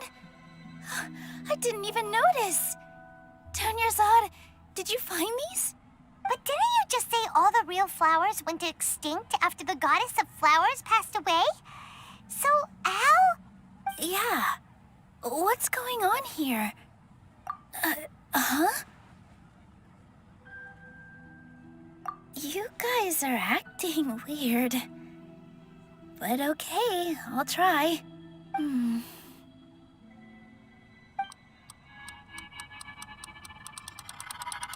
Hey! They disappeared! So Nilu's the host. What a surprise! Purple Padisaras don't exist in the real world anymore. But in Nilu's subconscious, they can appear as decorations on the stage. It's just like the example Nahida told us. People assumed there will be food on a plate, and Nilu assumed there would be real Padisaras in the flower pots. So when you saw the flowers, you instantly knew it was Nilu? But if we want to end the samsara, we need the host to become aware that they're dreaming. How should we make Nilu realize that? Am I dreaming? Huh? So I'm right. Is this Lesser Lord Kusanali responding to our celebration of the Sabzeruz festival? Wrong guess, but you aren't completely wrong either.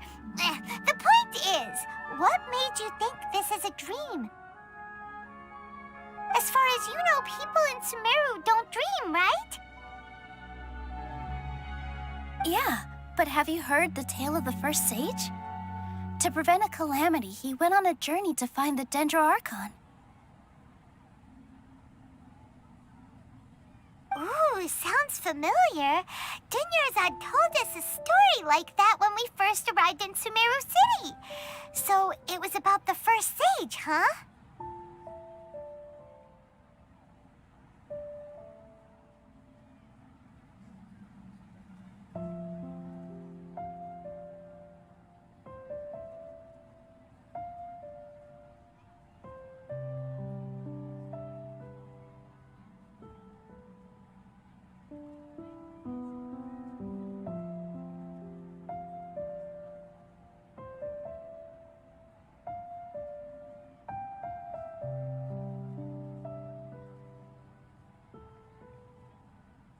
Yep, but in the part you heard, he hadn't become the first sage yet.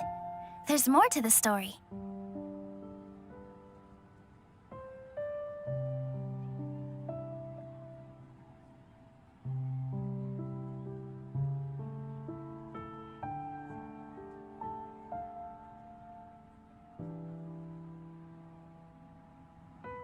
His piety and wisdom were acknowledged by the Dendro Archon, and she finally gave her blessing to him.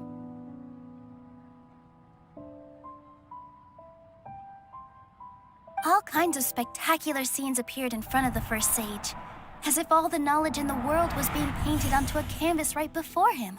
He was captivated. After who knows how long, he mastered all the knowledge he could comprehend.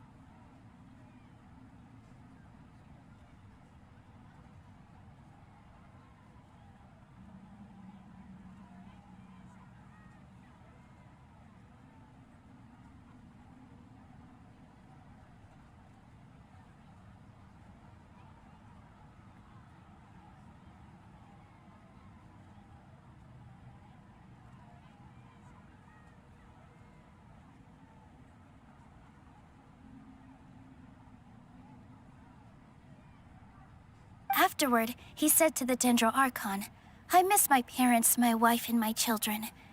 I've been away from home for far too long. They must be worried."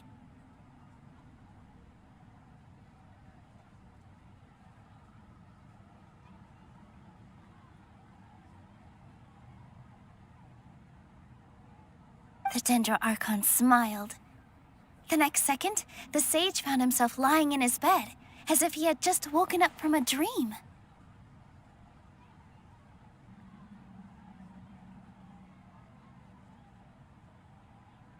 His wife lying next to him said, "You're off to search for the Dendro Archon today, aren't you?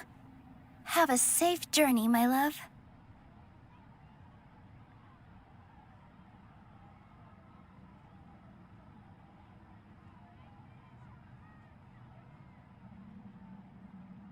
In the end, the first sage took care of many disasters in Sumeru City and founded the Academia. What a happy ending.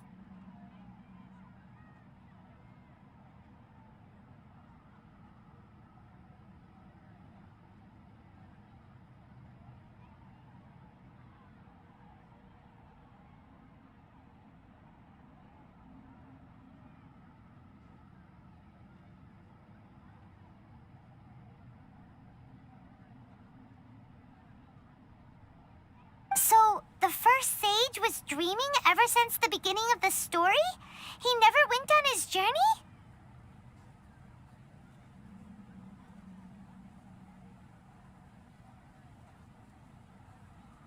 Yes, but his faith and determination were conveyed to the Dendro Archon, so she blessed him in the form of a dream. Paimon understands where you're coming from now. That's a really interesting connection. But we really gotta wake up soon, like the sage in the story. I see. Well, it just so happens that today's Sub-Zero's festival is almost over too.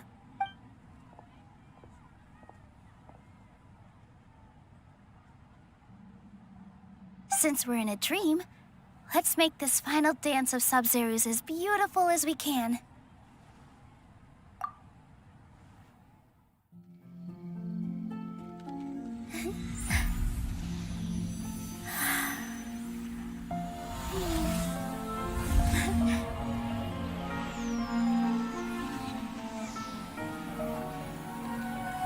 The wait is over, everyone. I dedicate this to our god, the dance of Sub-Zero's.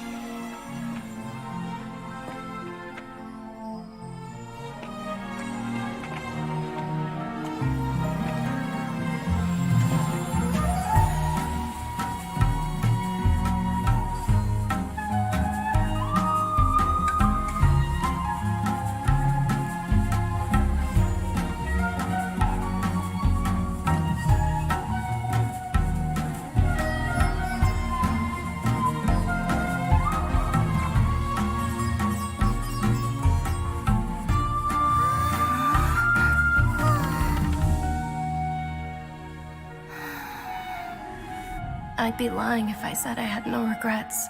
I would have loved to see Nilou's dance.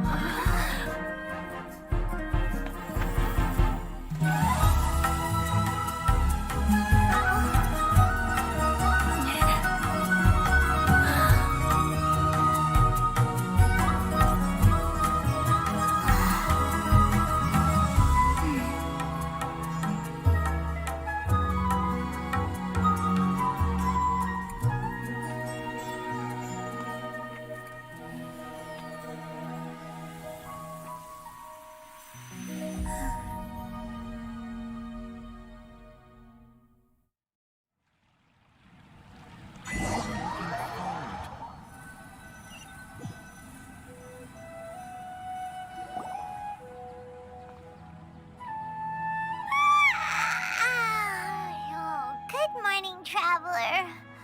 Oh, Paimon feels like she's been asleep for the longest time.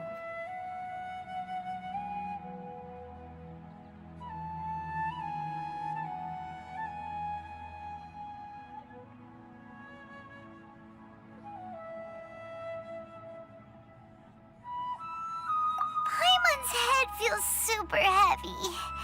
Did we oversleep? Do you even remember going to sleep last night?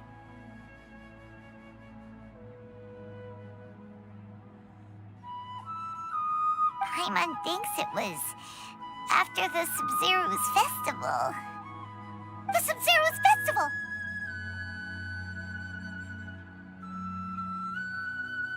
Have we finally escaped from the Sub-Zero samsara?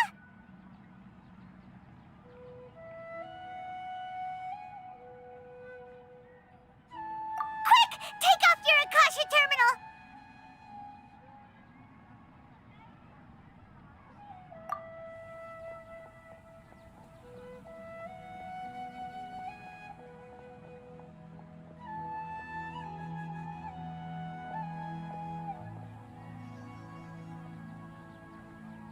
She's not in her room. What happened? Huh? What usual spot?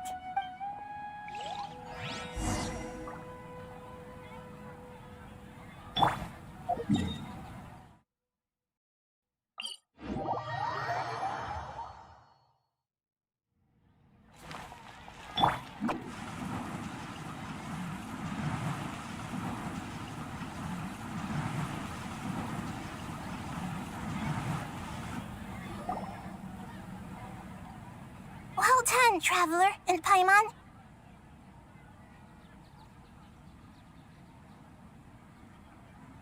And thank you, Dunyarzad, for organizing the Sub-Zero's festival for me.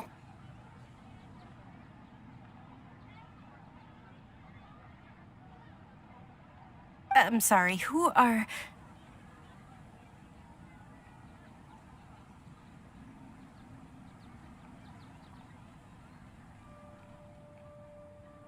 Dunyarzad!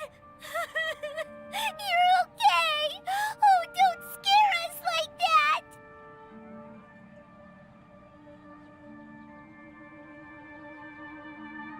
Oh, Traveler Paimon. I have something amazing to tell you.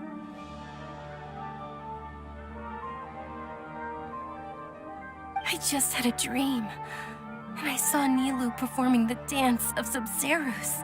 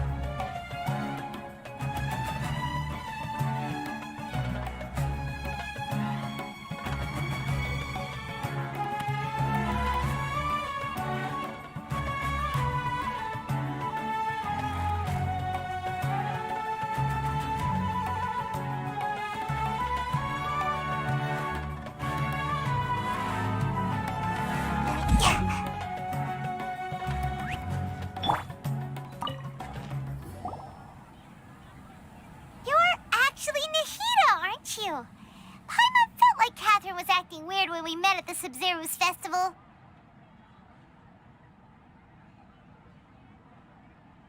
And Dunyarzad, did you save her? It's a really long story. We shouldn't disturb her. Her consciousness is still weakened. Let's chat somewhere else. How about by the Traveler's favorite bench?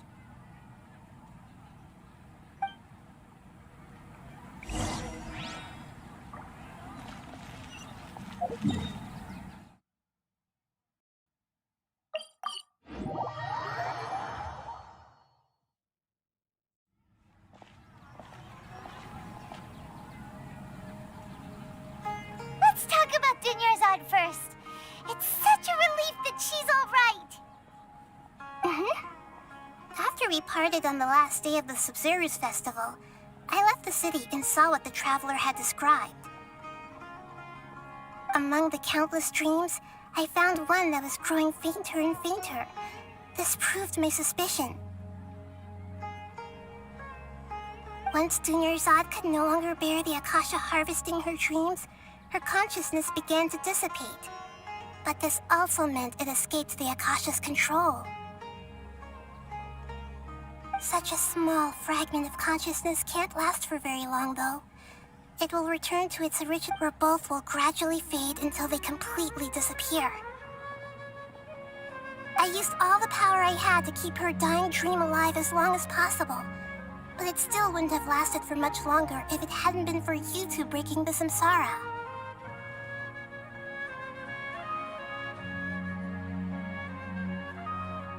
So it looks like we did manage to save Dunyarzad in the end.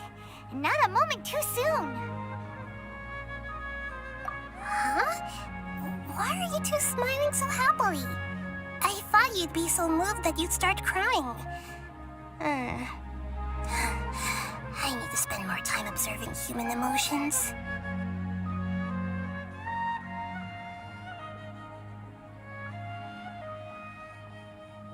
Both are fine. Everyone reacts differently. All right. You two must have a lot of other questions for me, right?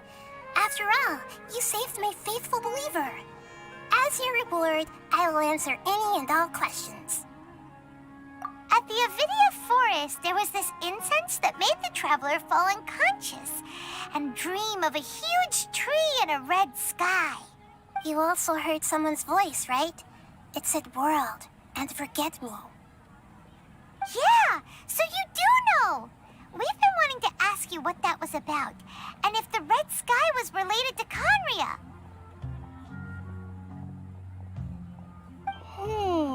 It seems like the Traveler established a connection to Irminsul. That was a message left by Greater Lord Rukkhadevata's residual consciousness in Irminsul. Perhaps her last memory before she died.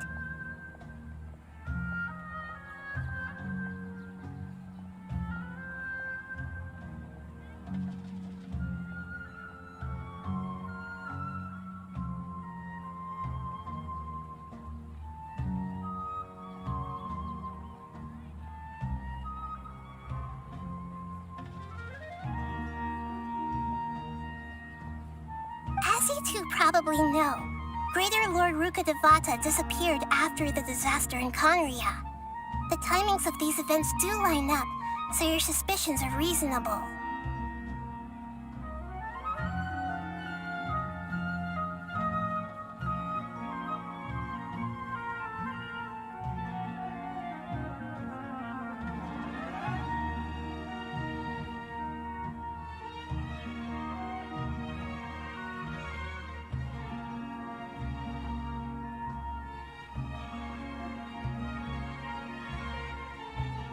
A message from Greater Lord Rukkhadevata?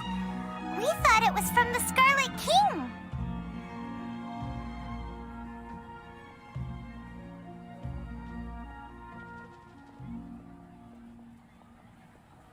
The Scarlet King?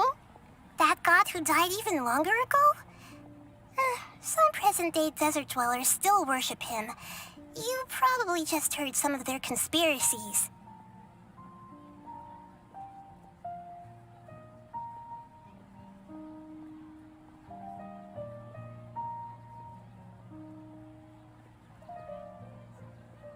Okay, so what does the message mean? I still haven't managed to decipher it. Even the Akasha isn't currently capable of doing that. Greater Lord Rukkhadevata's residual consciousness in Irminsul seems to be contaminated with something that has a very dangerous aura to it. Many devoted scholars go mad as soon as they connect their consciousness. I've warned the academia about this many times, but people still keep falling victim to it.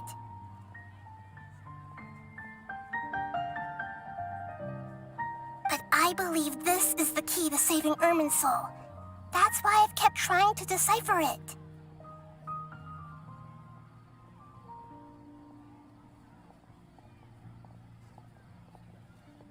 So the tree in the vision was Irminsul? Oh, Tainari also said that Irminsul is sick.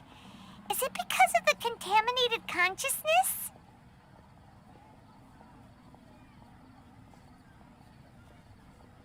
But even if you can't figure out what that vision was all about, it seems like our search for you was all in vain.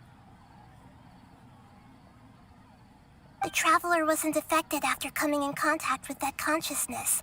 I've never seen anyone like that. With you here, we may have a chance at deciphering it.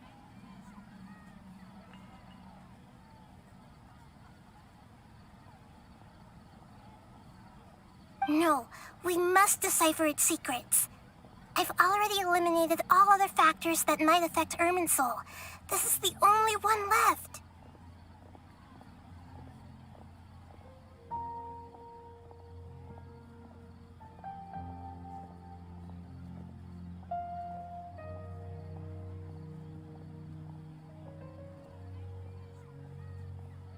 This puzzle has life and death at stake. It could determine Irminsul's fate, as well as Tevat's.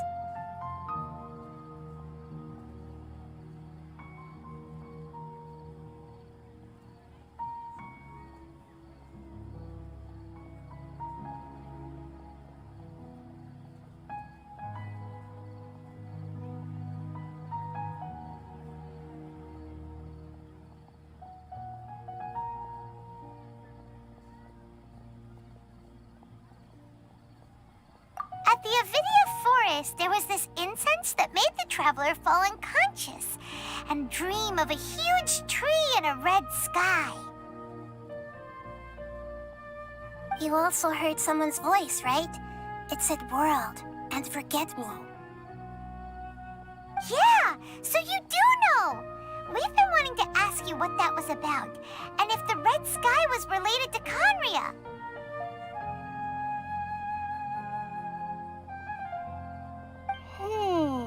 It seems like the Traveler established a connection to Irminsul.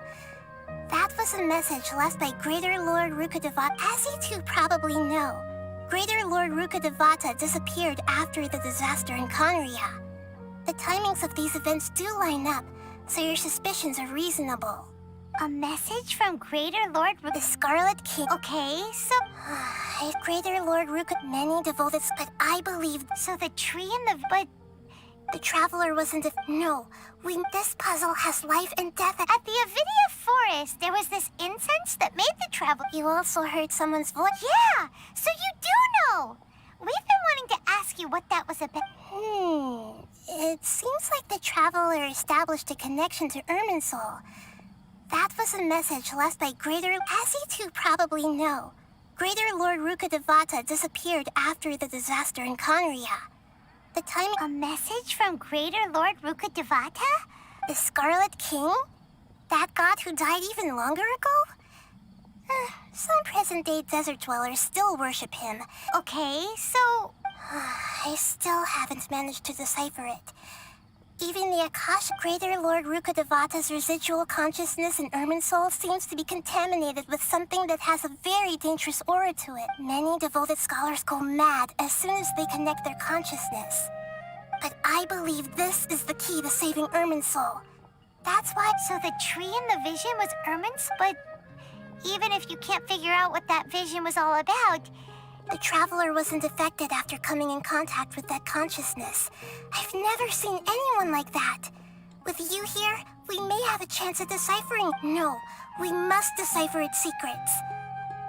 This puzzle has life and death at stake. To be accurate, I'm using the Akasha as a medium to occupy Catherine's consciousness.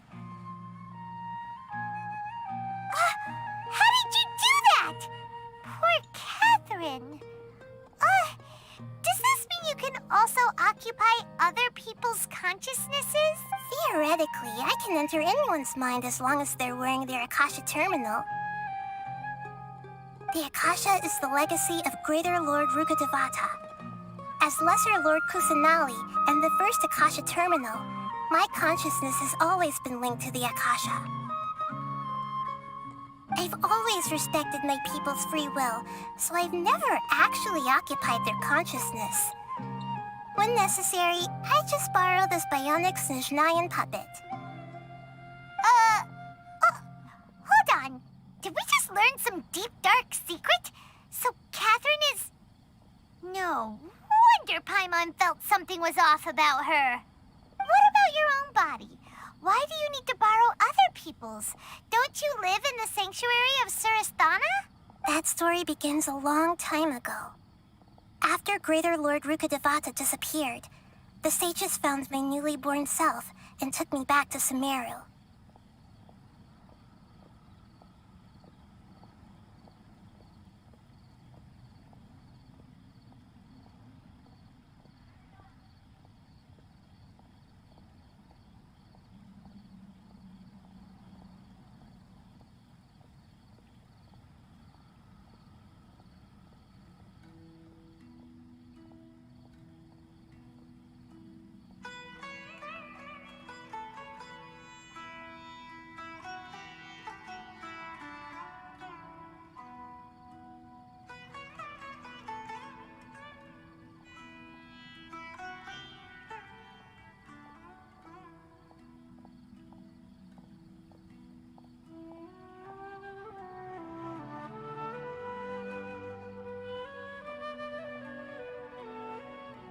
At that time, I was young and weak.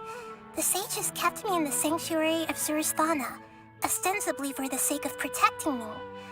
But I've hardly heard from them since.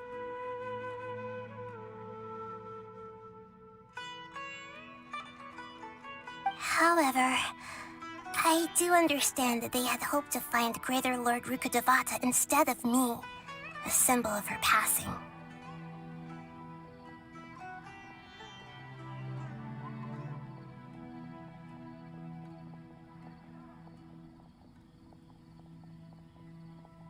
So, the sages basically put their new Archon under house arrest?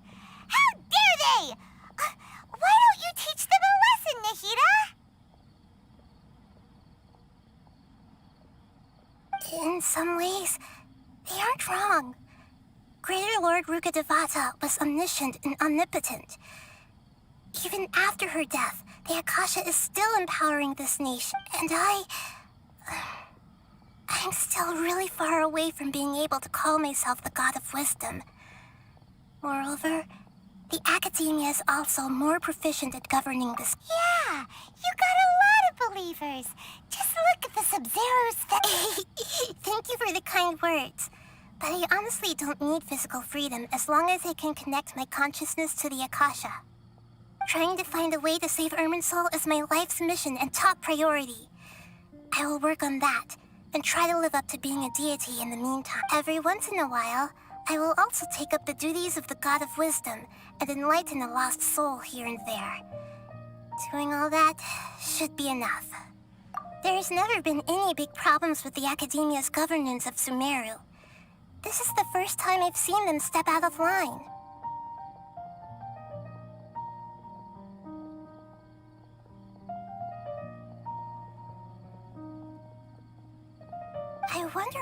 caused them to go down this path, and what they hope to achieve.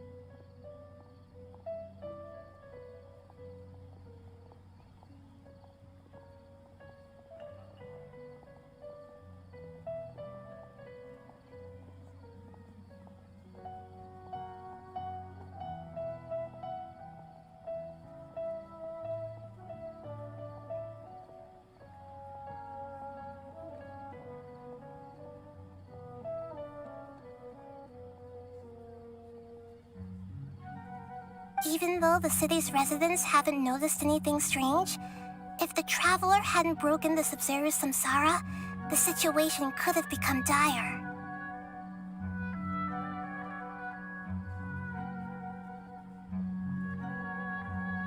I tried to do some investigating in the Akasha, but I couldn't find anything suspicious.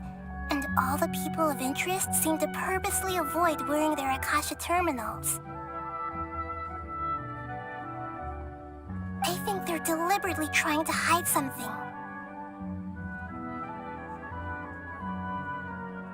Oh, that reminds Paimon. In Gandharvaville, there was a sage who had invited Kainari to join some kind of project.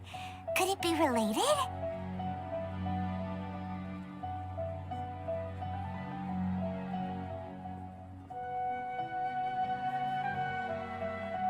Regardless, I need to first investigate the sage's motives, make things right, and punish them if needed. But I'll have to be discreet, or they'll see me coming.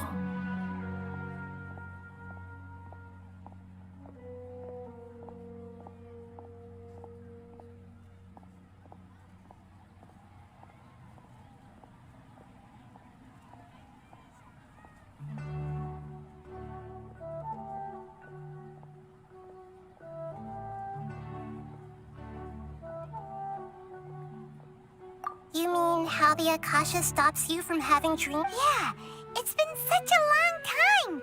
No one's noticed something's up?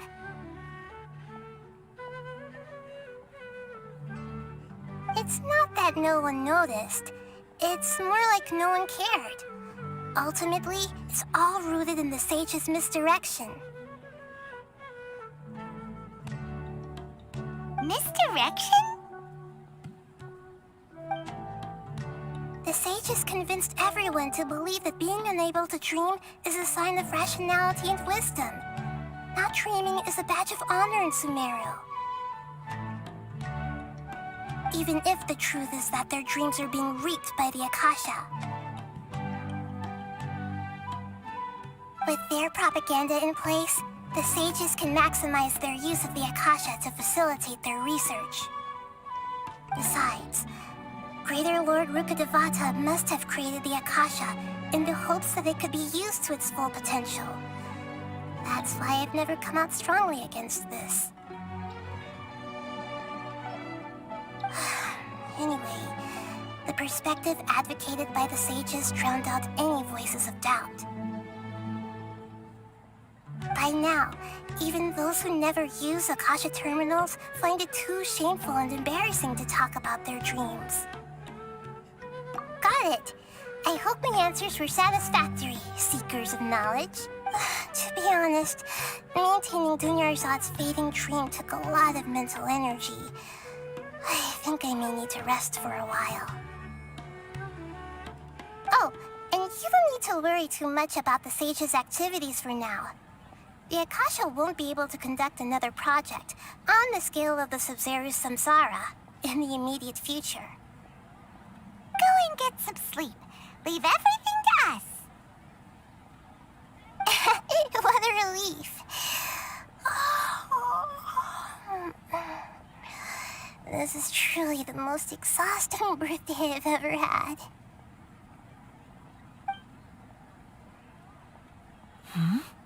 Traveler? Paimon? Why am I here? Do either of you know? Maybe you were sleepwalking. You know you can't wake up a sleepwalker. We happened to walk by, so we thought we'd wait for you to wake up.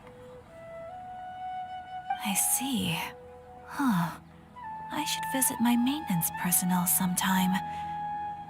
Oh, I'm fine. I better go. Thank you.